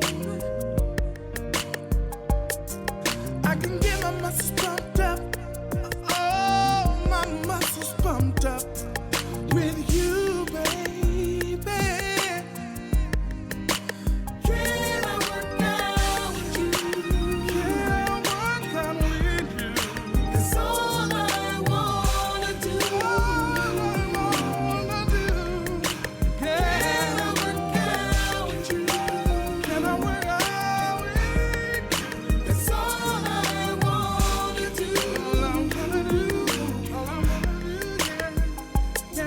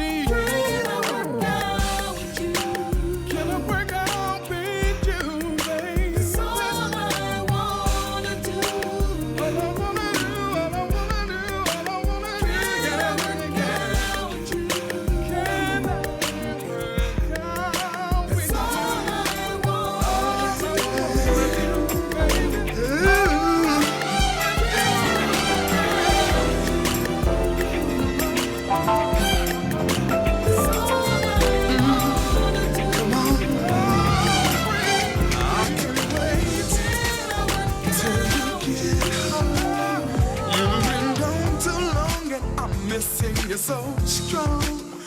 You've been down for me throughout the years.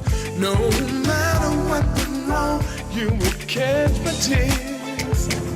And you would always be there, doing anything for me. And you, all the angels got sent to me.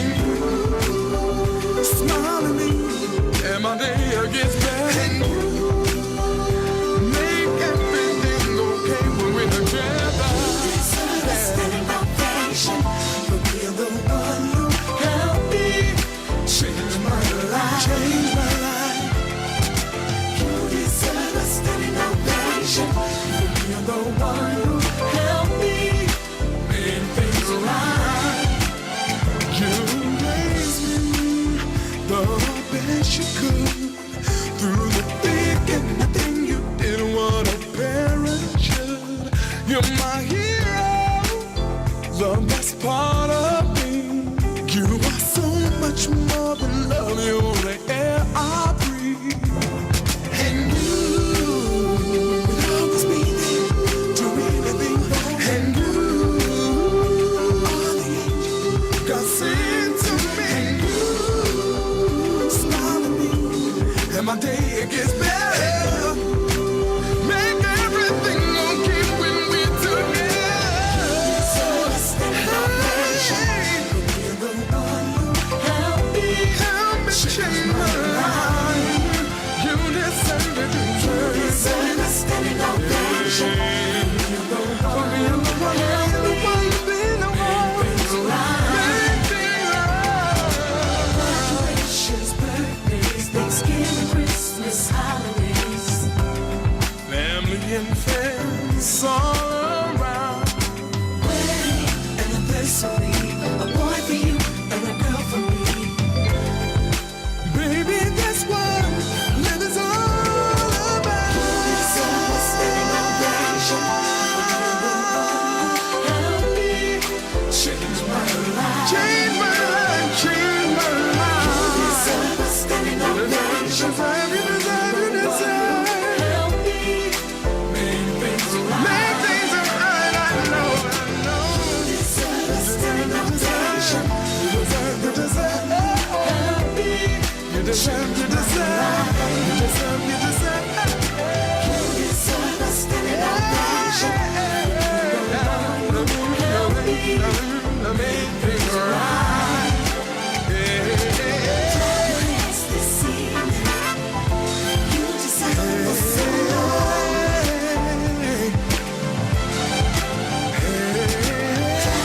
It's this evening. You deserve a standing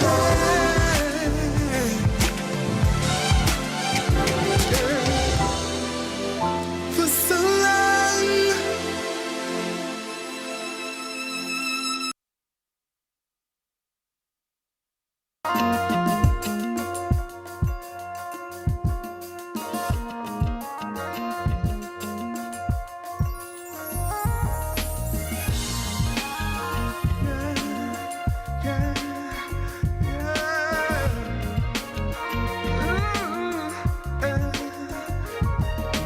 First time in love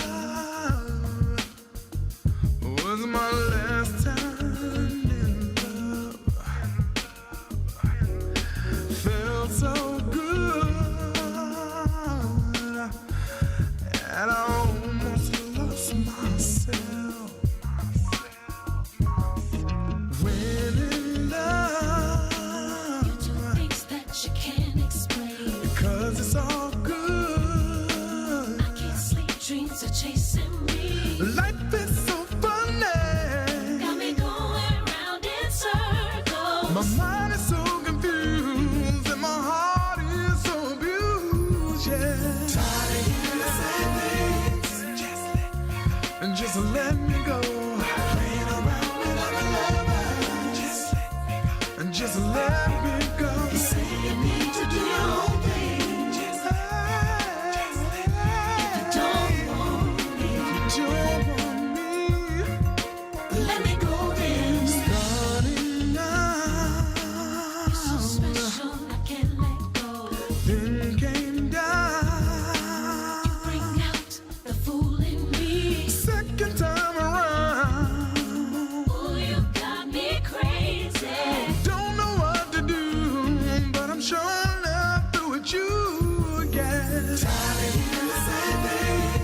Said I'm tired of hearing the same thing. Playing around with other lovers. How you doing this? Playing around, playing around. You say you need to do your own thing. Say you need to do your own thing. If you don't want me, you don't want me, yeah. Let me go then. Starting out, it was so beautiful. It was so beautiful, it was so beautiful. And I never felt this way now, baby. And I'll never let you take me back this way again. Tired of hearing the same things. Tired of you telling me what to do, baby. Playing around with other lovers. Said I think you want to phone me tonight. You say you need to do your own thing. You say you need to do your own thing. If you don't want me, hey, hey. Let me go, baby. Tired of hearing the same things. Said I'm tired of hearing the same thing. Playing around with other lovers. Playing around, playing around. You say you need to do your own thing. Say you need to do your own thing. If you don't want me, you don't want me. Let me go, then.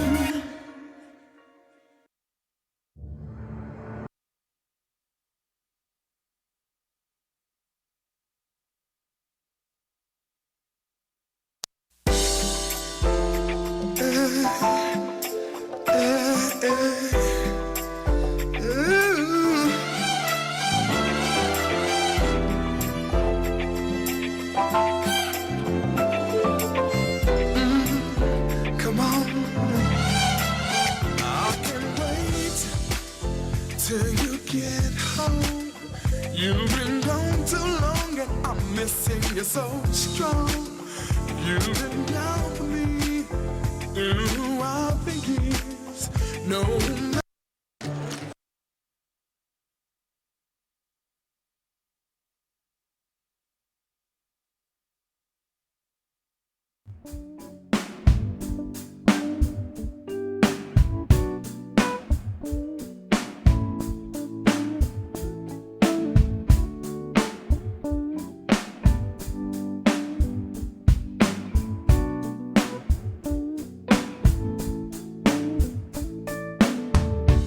You don't know how much you are a blessing to me.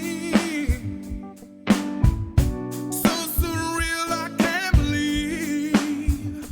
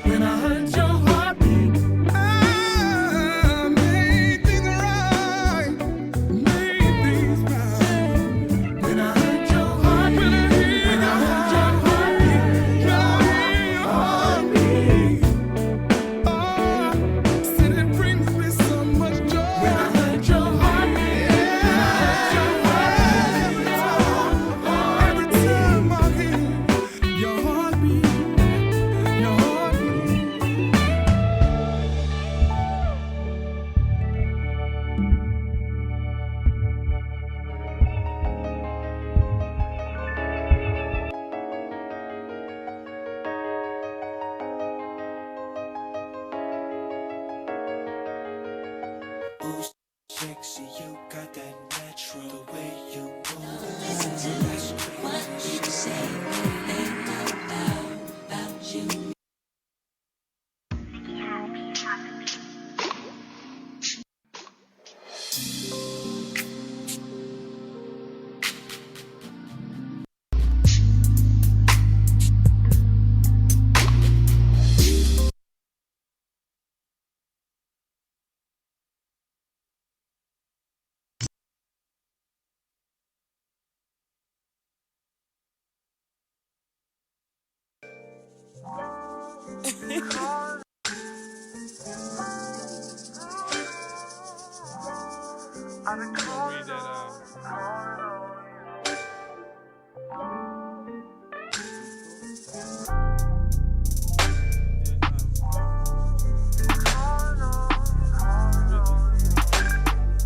Read that we did.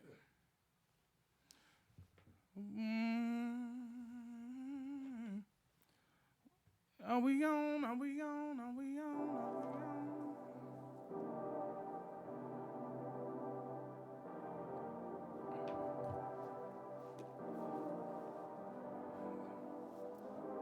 Dave, can we get some of your spoken word, my man? Some of your pieces of a dream.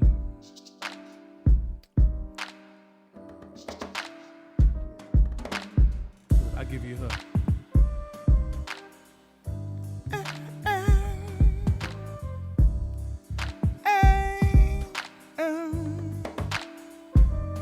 I found love in the other room.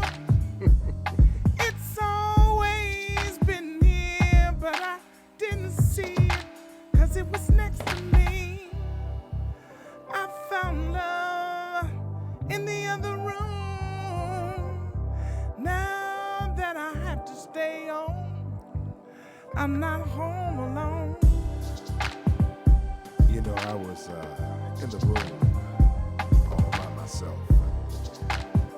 I was just sitting here admiring the walls and this new paint that I put up. It's really nice. In the other room, Then I walked into the other room and I noticed all the nice tile and how nice and sparkly it was. found love. I kind of felt proud of myself. You know, I was kind of walked around with my chest stuck out just a little bit higher, you know. And then I went to my favorite room, the kitchen. And I opened up the refrigerator because I had just made groceries. And I'm looking at all these full shelves of juices and libations and good old-fashioned lunch meat. You know what I'm saying? Ooh, snackaroo, snackaroo. It's my third time in here, but you know, I kind of like it. You know, I kind of like it. I even put a new light bulb in the refrigerator because I want to be able to see everything all at one time. Love in the other room. And then, after being in the kitchen for 3 Now that I have times, to stay at home, then I went to I'm not home one of alone. my favorite rooms, which is the bathroom. Looked at the nice bidet that I put in because, you know, brother couldn't find no toilet paper. Bidet. Makes you come out feeling all nice and squeaky clean. You know what I'm saying? And then I went back into the living room. I found love in the other room. Even though with COVID-19 Now that going I have on, to stay home, you can still find a damn I good found deal out I'm on not that home 80-inch alone. TV I that I just found hung up right there on love that nicely painted wall. in the other room. Now that I have to stay at home, I found out I'm not home alone. And it feels good. Ladies and gentlemen, freestyle Thursday. Oh my goodness. Blue Mitchell and Big Dave. And we got a call coming in, and caller, who are you? What you want? Man, it's probably D Green. I found Oh Jesus. Now that I gotta D stay Green! home. Nigga, I found some chicken in the other room. I don't know about you niggas. D Green! D Hey, Green, you know, Hey, we was a man, little worried about you, look. man, because you hadn't called or nothing. Bro, let me tell you what's going on with me, brothers, man. We listen. This has Like got right me now? kind of screwed up, bro.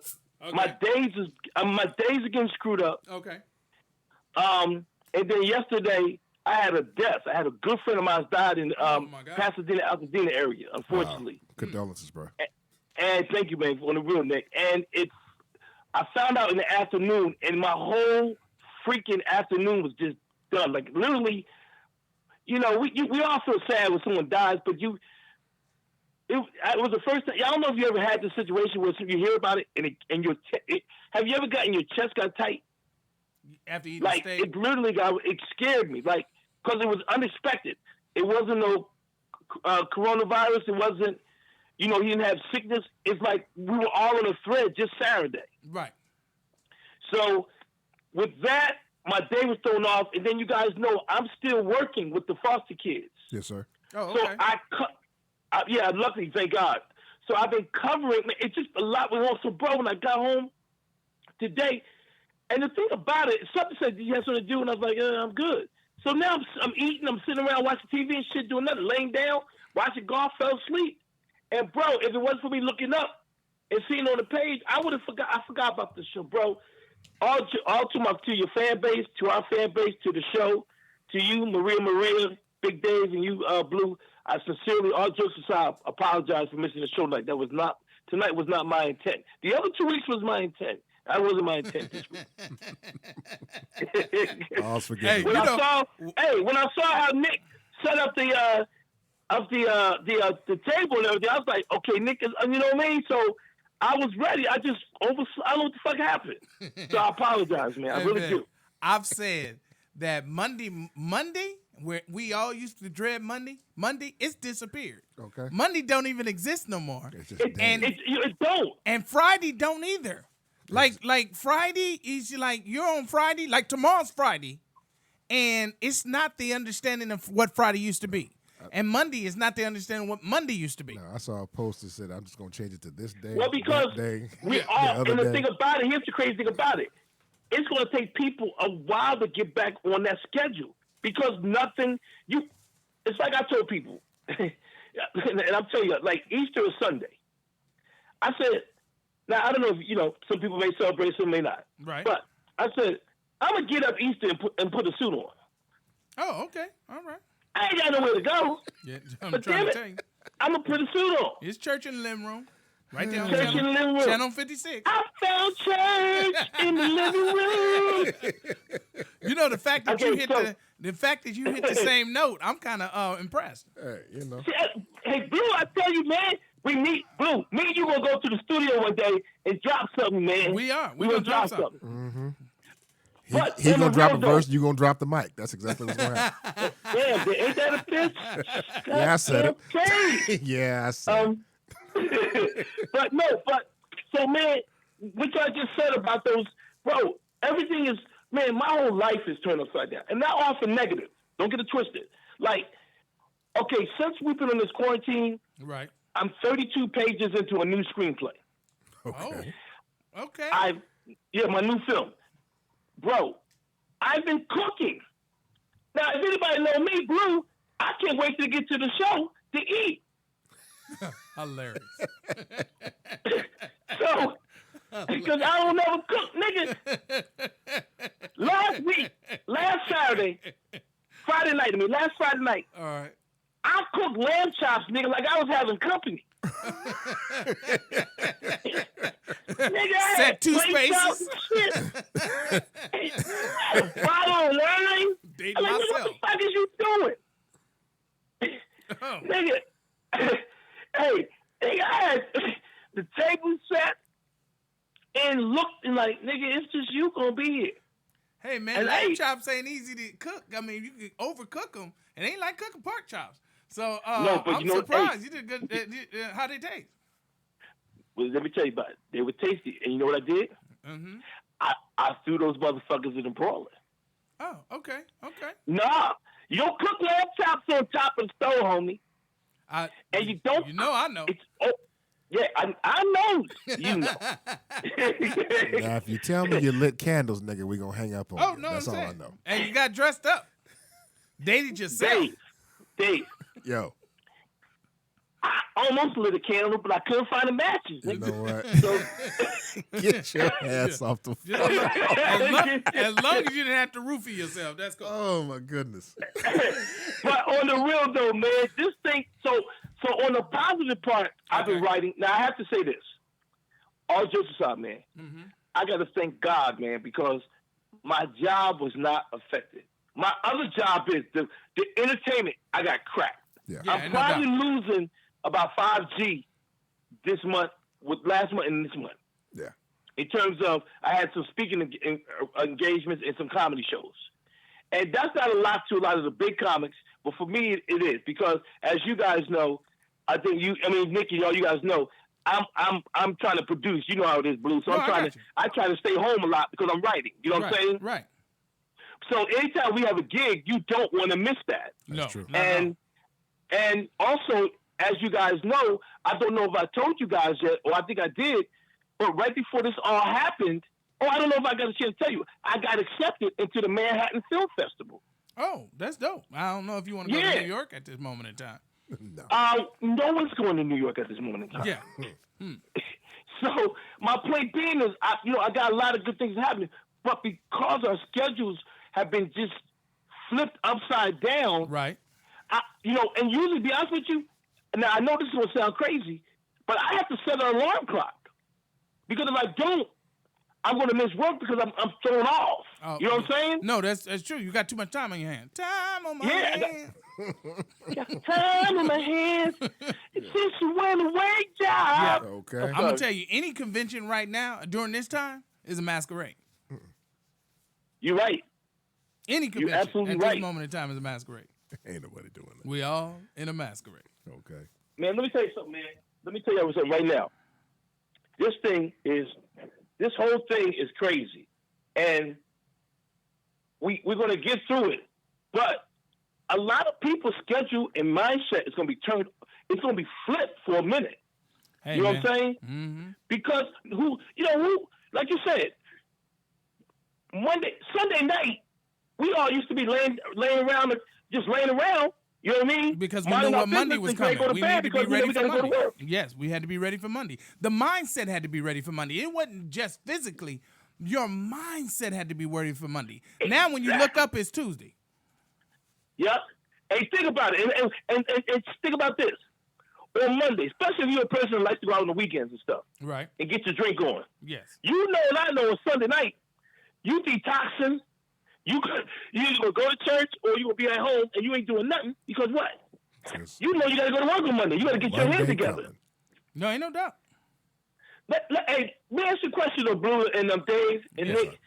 What do you? Because I know a couple of people told me that their jobs have been put in jeopardy in terms of even coming back. What do you guys think about? I don't know if you talked about it yet on the show, but the possibility of certain corporations and jobs not coming back. What do you think about that? Well, okay, check this out. The furlough thing is just the understanding of the job or the corporation preparing themselves that this might turn back around and they have to function back at the level that they were on. But it's not. So people getting furloughed and then there's people getting laid off.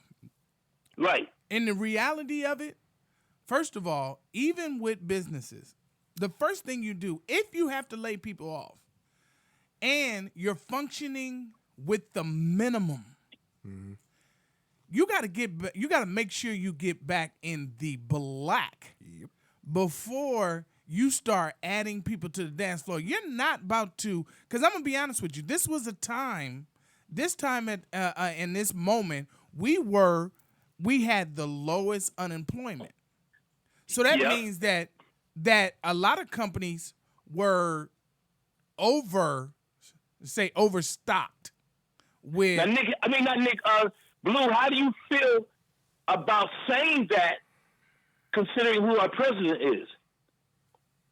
Oh wow. Because and like I said, let me go ahead and I don't like to do it because as a comedian, I don't give a fuck. But let me just put this out here for your people as a disclaimer. Right. I did not vote for Trump. I am a Democrat. But I just that. But you said aristocrat. Since we want to always say, we don't seem to want to give credit where credit is due. Now I want to ask get your response to that. I'm gonna say this. Everybody handles things in different ways, but I'm gonna say that this coronavirus was such a boom. It was such a sock in the jaw from nowhere. It snuck up on us. That. Do you think anybody could have handled it any different? Or no, would it? Let me ask you this: would it have mattered if anybody handled it differently? Right. I don't think it does. But let me say this: that's a great point you're about to make. But that's also another question. So let me ask you the question as a two-part question. You and David, Nick, and then you can just respond to it. Right. Because how do you think it is being handled by him? Considering how could anybody handle it any different? Considering what the magnitude of it in terms of the world, and also at the time of this happening, unemployment, especially for African Americans, was at its lowest. No. Before that, employment was at its highest for African Americans. That was the one thing he was running. At its lowest. Yeah. No. Oh, yeah. You're right. We're saying the same thing. Yeah. So, what your question is what?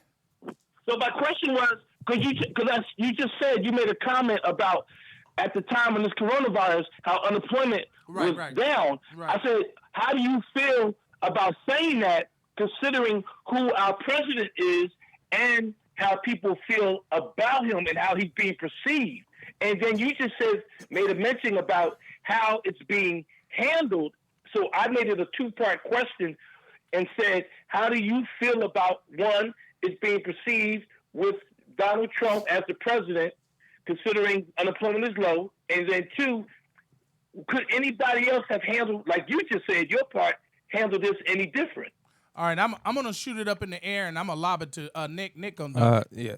What up, Danny? Okay, Nick, I'm open for it. I'm gonna keep my answer pretty short. I think that we all need to take a look at what's going on and realize that you have to take your faith out of this system at some point. Right.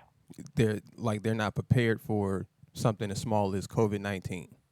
You understand? So your votes and all that, although it may seem like it's helping, we can see that when things hit the fan, they have no idea what to do. How to help you, nothing. So I just advise people to put their faith in something else other than the government. Okay, but Nick. Yes. Okay, and I'm going to go off of what you said. I think that's a very good point. You said something that this is why, for me personally, Nick, Dave, and Blue, I'm not stressed. Let me tell you why.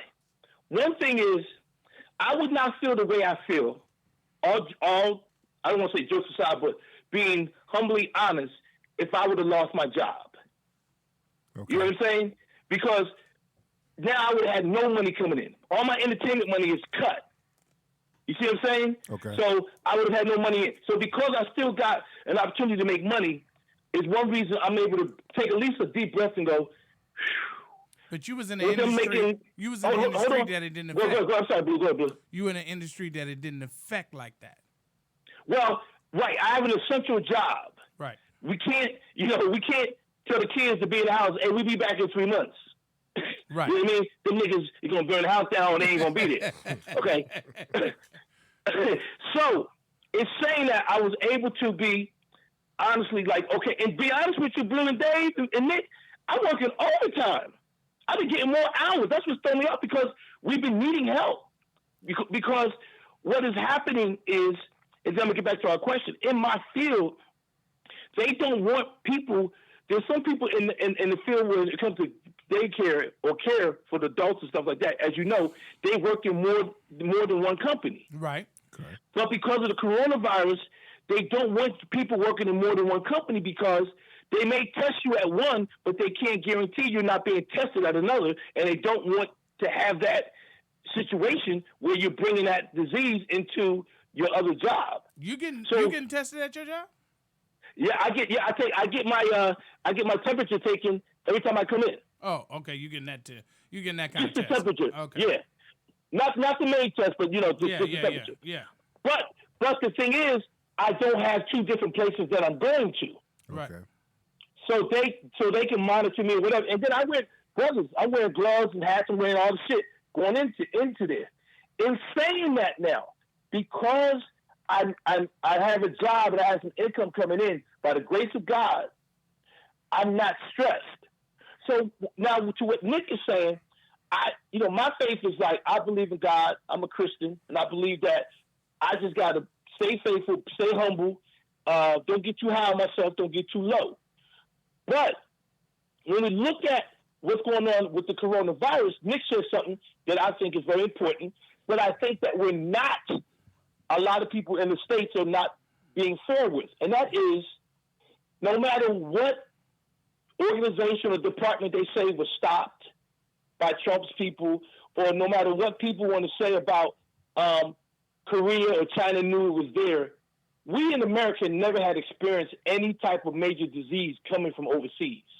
And we've heard about it before. Now, we've had the virus, we had SARS before, we had the Legionnaires' disease, we had other things, but we never had it where we didn't have some type of something that could defeat it. You know what I'm saying? They realize this is not comparable. Huh? What they realize this is not comparable. Right. The reason why we were slow on it because they tried to compare it. Right. So what Nick said, I think, is important, and I think this is the reason also that I can't go out with the pitchforks and chase down the president or anybody else. We don't really know how to prepare for this. You know what I'm saying?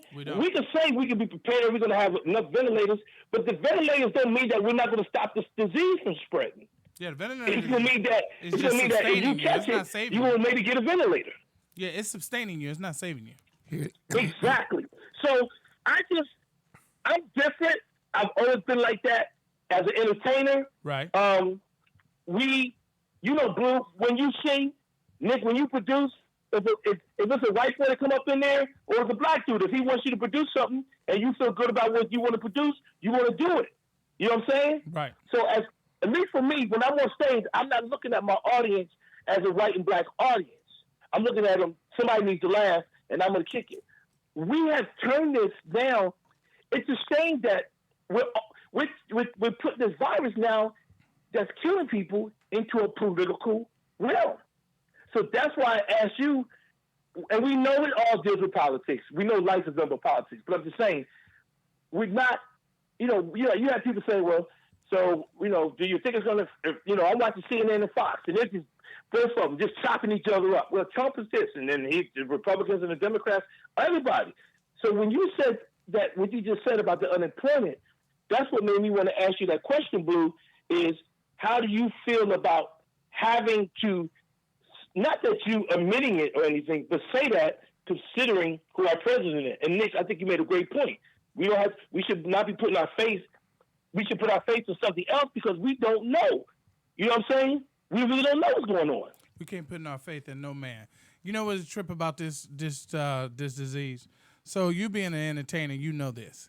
Sometimes when we get in front of audience, we have that audience that once we lock them in, everything we do is golden.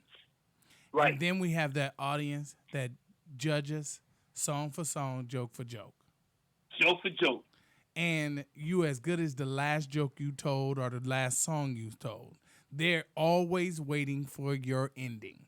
And so I think with this disease that it's joke for joke. Like every day is something different. Something like we can't get comfortable in just the moment. Because we're learning every day more and more about this disease, and especially how it's affecting everything they say. Oh, animals cannot get it. Now they tested it, which we still trying to figure out what made them test. Because I'm still trying to figure out, was the tiger coughing? You know what I'm saying? But I'm just saying, every day it's a new learning experience. And so we just have to, until it sits with us for a minute and we get enough people who've had it and who have come out of the situation, man, let me tell you something. Nick said it. At the end of the day, before we can control it, everybody's going to get it. Right? And believe it or not, we may have it already. It's just that it's not. It's like Don't everybody. put that It's like on me. they say about I ain't got cancer. Everybody's got cancer. Covered by the It's blood. just, you know what I'm saying? They say everybody has cancer. It's just whether it's, you know, I ain't got no cancer either. you know, come up, blow up on you. You know what I'm saying? Yeah. No. Ain't, Here's the thing that I think that we're omitting, if not missing. We have something called a pandemic response team, which this current administration gutted in 2018. Mm-hmm. The previous administration went through. How would you have known that you would need it? No. Because that's what they do. Yeah, but how would you have known you'd need it now? Just like detectives know what to investigate, that's exactly what a pandemic response team does. They have people in place who investigate shit all over the world all the time. The thing that is irritating is that the previous administration for 8 years, we went through SARS, we went through H1N1, we went through Zika, and we went through Ebola. But you can't judge it. You can't judge this one to the Yes, you can. How can you? Because if you stay ready, you ain't got to get ready. But Blue, I see what you're saying too. But to stay ready, because, to stay entirely ready, that means that you have to wait financially on that point. I know it's summertime and it's always winter is coming, but financially, could we have afforded to stay completely ready for something like this that we knew nothing about? We look. Let me explain something to you. Wimbledon, the tennis tournament. Yeah. Okay. They've been paying pandemic insurance for the past 17 years. Why would they do that? I never heard that one. Well, they have. When did you read that one? Hey, I read it this week. Mm-hmm. You didn't send it to me? Okay, No, but is that fair? That's not. Let me say this though to you, because this is what I'm gonna say. Dave, off of that, was that Dave that said that? Yes, sir. Yeah. Okay. That's like saying, Dave. Now, it's not that your argument isn't legit, but that's just like somebody who says, you know what? I'm paying tsunami insurance, right? And then you decide in 20, 30 years you never had tsunami insurance and you let it lapse. I'm about to obliterate your shit right now. Do you? Okay, let me finish. Okay, go ahead. And the next thing you know, it lapses up. You don't have it anymore, and then it happens. So, yes, that's your fault for not having insurance, and yes, you figured it might, but it doesn't mean that you believe it might happen. So I'm not agreeing that it should have been. This is what I'm saying. I'm not disagreeing with you in saying how the Trump administration took down the pandemic department in 2018. What I am trying to say is I don't think it's fair. People may disagree with me that we pin it on that administration now that it's here. And what I mean that is, even if we would have had the pandemic team, it doesn't mean that we wouldn't have been able to come over here. It wouldn't have been able to make it over here. That thing, China had it. If you notice what happened, China had a scientist over there that was doing the testing on the coronavirus with the bats and whatever else, and then the dude was stealing the fucking animals and shit and selling them out there, and so that's how it got out there. And then China let 5 million Asians travel the world. I'm not blaming them, but that was part of the main story in terms of what I heard. So my thing is, you don't know, Dave. We all talk about the lapse of something. Just because that they dismantled that department doesn't mean that it wouldn't have came through. Go ahead. Okay. Do you have life insurance? No, I don't. Okay. Do you have car insurance? You just smashed that one up. You got life insurance? Nah, I ain't got no life. You got car insurance? No, I don't, and I probably need to get it because I got to bury myself. But yeah, you're right. Okay. So you have car insurance though, right?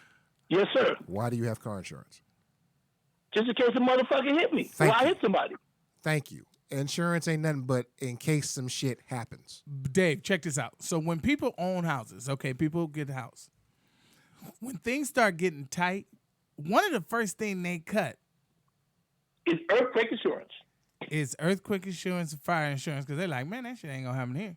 And that's exactly, just for a moment. Just for the moment. And they cut it, and they get used to it not being a factor until it is a factor. You know how many people who house burned down and they find out they didn't have no insurance? Okay, so because how can y'all say exactly what we're talking about? I'm saying when we had to make a lot of cuts, when there was time to make cuts, we didn't know that we were going to be, you couldn't have guessed we were going to be in a situation like this. Like the world seems different. But here's the thing.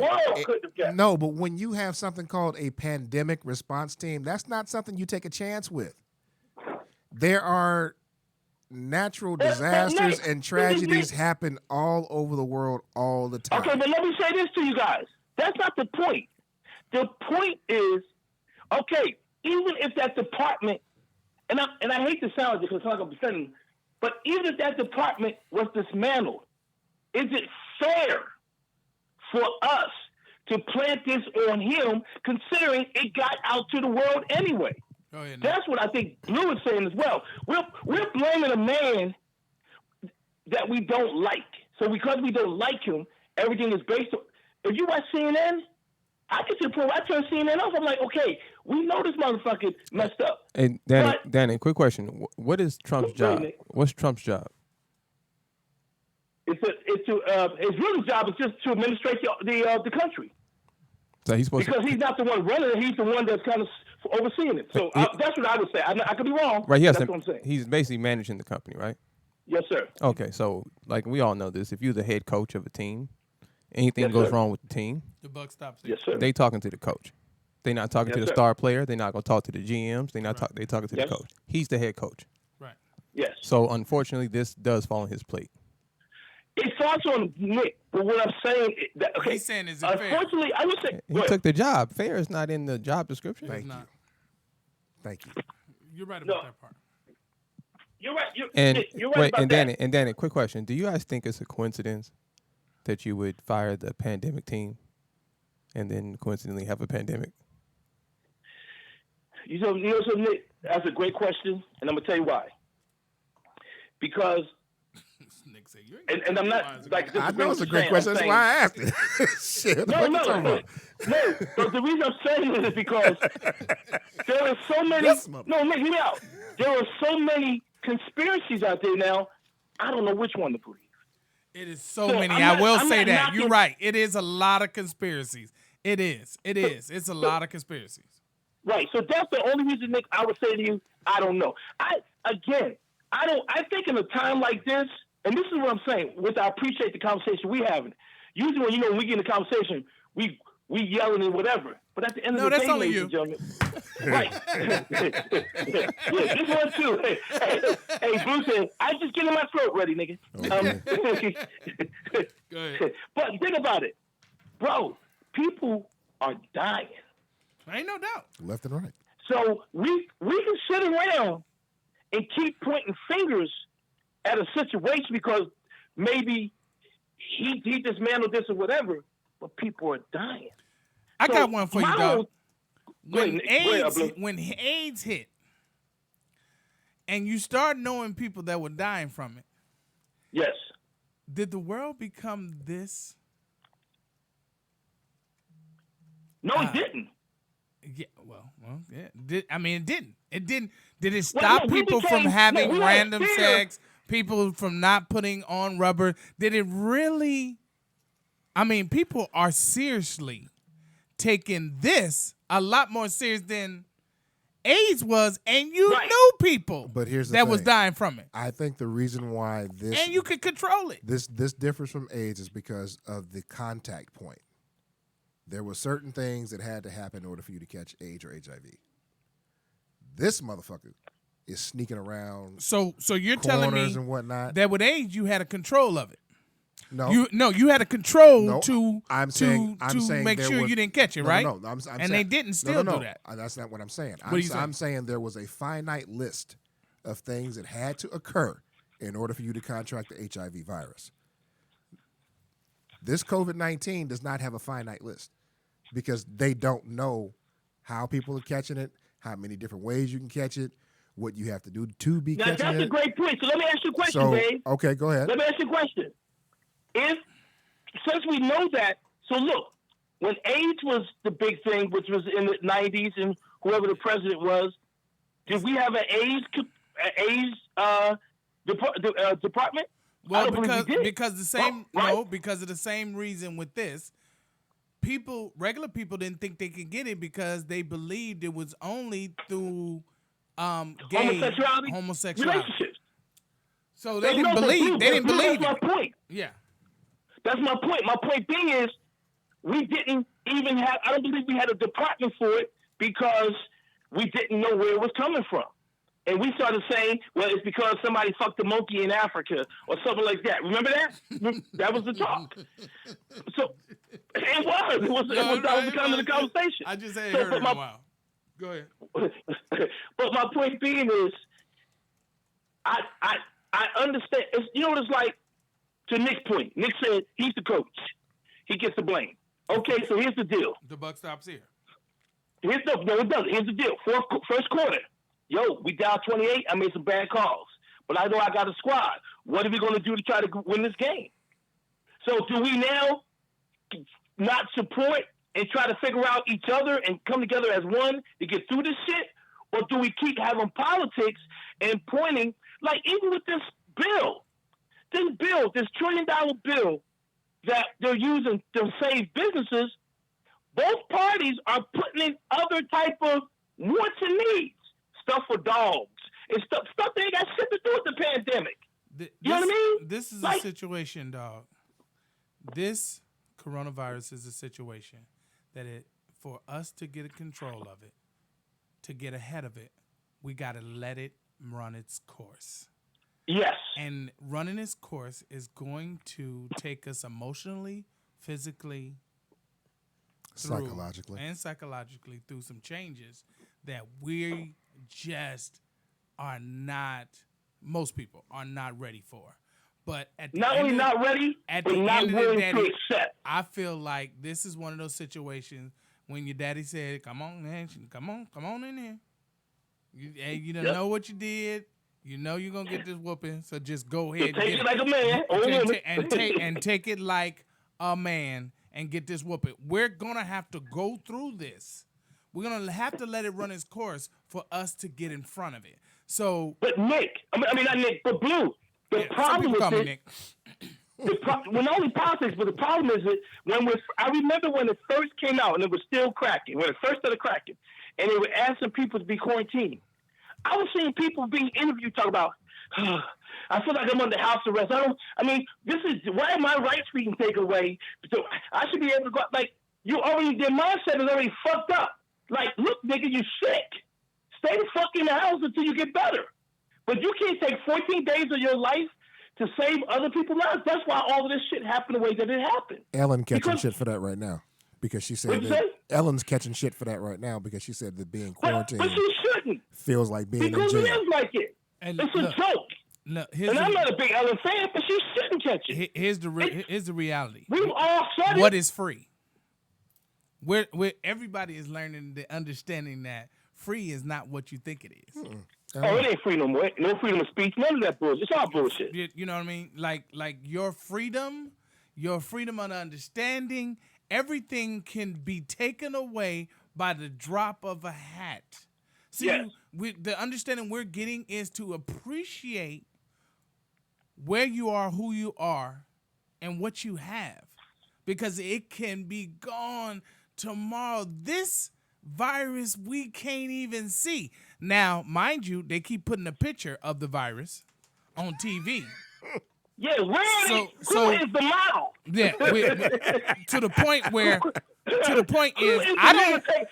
cameraman getting these pictures? That's the nigga I want to meet. Hey, I don't know who. TMZ because he a bad boy. I don't know what Ebola looks like. I don't Nope. even know what AIDS look like. But if you say corona, I have a full vision of what it looks like because they're constantly putting the image in your face. So in that understanding, we have to respect what we are, respect who we are, and live life like, man, let me tell you something. My father used to always say, you know where you've been, but you don't know where you're going. Right. But you know what, though? You know what, Blue? Yes. If America, if in the world in general, if everybody would treat themselves, their community, their apartment complex, their block, their community, their state, and their country, like we do the military, where you all on one team, and no matter if you disagree with what the fucking general says to do, you do it so you can win this war, we would be past this shit. But we don't have enough people on the same fucking page. Everybody wants to be. It's like a relationship in a house. I don't give a fuck who you are. If you're married, Nick or Blue, because you brothers are married, y'all the leader of the house. But at some time, your wife is going to make a decision that you're going to have to follow because that's going to be the right thing to do. You can't have two people pulling together the opposite way. You're not going to go anywhere. And that's what's happening with our country right now. Everybody dislikes this man so much, it turns to Democrats and some Republicans because he's not presidential, that we don't want to listen to the people that are trying to tell us something. That's why the conspiracy theory comes in. Now everybody's like, well, why are only the black people getting it? No, not only the black people are getting it. A lot of people are dying from it. But now we're making it a conspiracy theory that it's a black, it went from the coronavirus to now it's a black virus. Hey, D, I'm just going to say one thing to that. Okay. Nobody liked GW either. But even he had enough sense to say if you wait for a pandemic to get to you, it's too late. But it's not the point. We know. Okay, let me put it this way. Here's the thing. Wait. Nobody wants to see a president fail. Because it's not about the president failing. No. But listen to what I'm saying. Nobody wants to see the president fail. Because if he fails, that means the country fails. Oh, most definitely. But at the end of the day, he's still our president. I don't care. That's true. If you don't want to call him your president, I don't hate him because of who he is. Because he told everybody who he was. When he won, he said, "Hey, I'm not political," and people allowed that shit to go, and they voted for his ass anyway. So we get, this the bed that we have. We have to lay in it. But again, let me say this to you.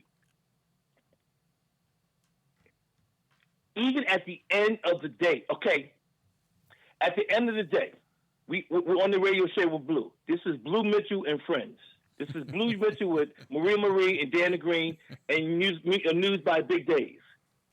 We could get on this show and Blue could start off the show and be fucked up. Maybe the song to come out right. Maybe his opening monologue isn't what we wanted, whatever. Right. At the end, though, we as a team got to make sure that we clean it all up and finish on top so that people don't say that was a fucked up show. Right. So my point being is, I understand. When a man, it's like they say, if a snake bites you, if he told you a snake and he bites you, it was a snake. Donald Trump has never been a politician. What? He's a businessman. And this is why when he won, because when I went to vote, I voted for Hillary. And I will not lie to you, brothers. When I was driving home, and it was about 7:30 at night, and I wasn't even listening to the news, I said, this nigga gonna win. Because, I'm gonna tell you why. Because he never talked like, he didn't make all these promises of what he was gonna do. Right. He said, this is what I'm gonna do, and if I do it, I do. And people were like, oh no, that's not presidential. Okay. He never claimed to be it. But now, since he's not presidential and he didn't claim to be it, isn't the time for us to jump off the boat and leave our country? Because right now, we need to all be on one squad to get through this. We can all make a decision in November. We can all make a different decision in November. But right now, we need to be on the same squad to try to figure out how to get by it. Right. We had kids. And we talked about this show already, Dave, Nick, and Blue, that went down to New Orleans, Texas, and Florida, and party. Right. Parents couldn't even control the kids. We had black kids in L.A. having a birthday party for a 1-year-old girl. 50, 60 girls and boys and people, adults out there mad at the police because they telling them don't get together. Right. But now we dying from it, and we trying to figure out how the fuck we getting it. Because ain't nobody paying attention. Right. So do we blame Trump for that? And again, I'm trying to say, when do we just say we know the coach is going to get fired at the end? Nick, that was a great point, Nick. That was a great analogy. We know the coach is not calling the right place. He don't get fired at the end of the season, but we got a chance to save the season at least. Right. Nigga, this season over, nigga. In case you over.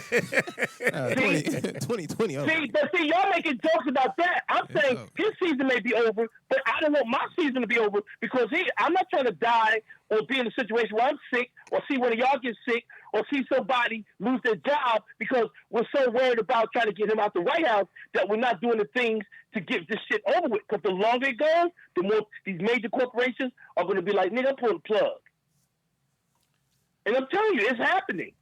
So I'm going to end this conversation with this.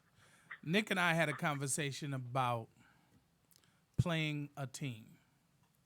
No matter how many individual stars you have on the other team, it's hard to beat an actual team of everybody knowing everybody's role, and they have one thing in mind and one goal, and that's to win. And so in this understanding and in every understanding that we live, pandemic or not pandemic, if we want to win, we have to play as a team. And it can't be individuals because we will not win. It'll only be one person winning. And even then, it won't be winning because if you're watching your brother lose, you're not winning. You're not winning. So this is, thanks, D, for calling and waking up and calling us. We appreciate it. Hey, man, I want to apologize again to everybody because I miss everybody. And I haven't had a good meal, so I'm missing. And Maria, thank you for calling in. Man, she called in, yeah, she called in. It was while you were asleep. Yeah. And we appreciate you. And next week, by the help of the Lord, next week, I want to go into what we all have been having a serious relationship with, and that's streaming services of watching all of the stuff we've been watching. I'm going to get my man from UMC, CEO of programming, Brett Dismute, to call in next week, and we're going to talk about the numbers. Yeah, they might be the only people. Yeah, the numbers and the money and the understanding of how they are they're about to shut down the from theaters. all this. I mean, and that's something that had always been in the works, but now this whole virus then accelerated that. They were trying to take it up. And you know something, Nick, you're right. But you know what? At the end of the day, I think if you can be on the creative producer side, you're going to make out. Because one thing I think is happening right now, and I don't want to get into it, because I don't want to I don't want to repeat myself next week, Blues. I just want to say this real quick. Go ahead. Because everybody is home around the world, they're going to need a lot of content to replace a lot of that that's already been seen. Ain't no doubt about that. Yeah. So hopefully that's where I come in. Yeah, hey, look, you done already wrote 36 pages? 32 pages. Oh, 32 pages. My bad. Yeah, but I already got my documentary done. Oh, that is true. That is true. Ladies and gentlemen, we want to thank you for coming and tuning in on Out of the Blue. Ladies and gentlemen, we got D Green, Maria, Big Dave, and our man, the Honorable B, Nick Shabazz. the L to Much the love, U. and make sure that you push like on the Out of Like, the Blue with subscribe, Rollout Digital. all that Subscribe. The more you like, the more we can love doing what we do. Ladies and gentlemen, have a wonderful weekend. And this is Out of the Blue, and my name is Blue Mitchell. Take care of those and take care of you. What's going on, ladies and gentlemen? Welcome.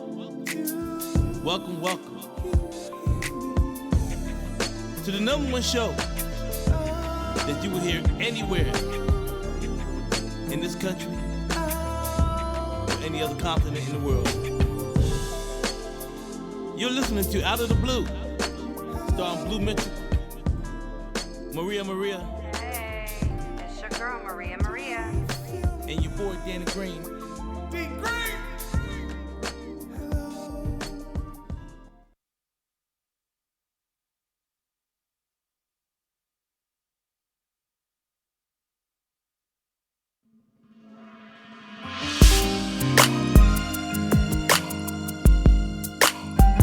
Yeah.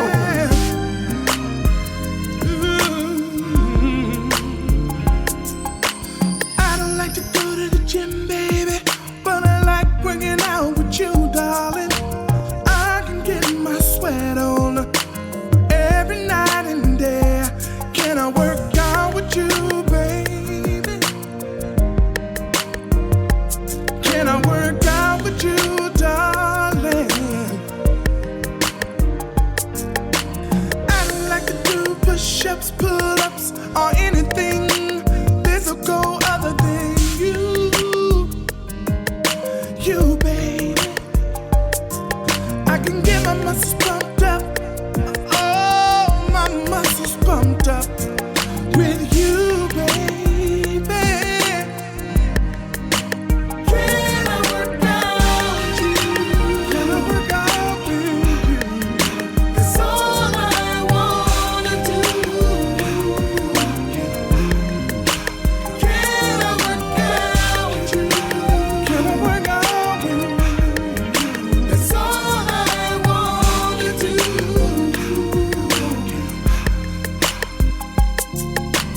I don't wanna sweat at all unless it's you and me getting it on. Can we get physically fit together?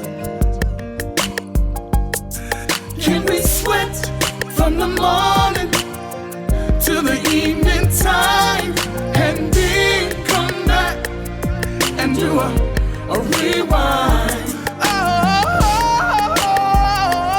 Oh, can I work out with you, baby? I can get my muscles pumped up, oh, my muscles pumped up with you, baby. Can I work out with you? Can I work out with you? That's all I wanna do. All I wanna do. Can I work out with you? Can I work out with you? That's all I wanna do. All I wanna do. All I wanna do, yeah. Yeah. One and two and breathe. Oh, one and two and breathe. One and two and breathe. Oh, one and two and breathe. One and two and breathe. Oh, one and two and breathe. One and two and breathe. One and two and breathe. Can I work out? Can I work out with you? Can I work out? Can I work out?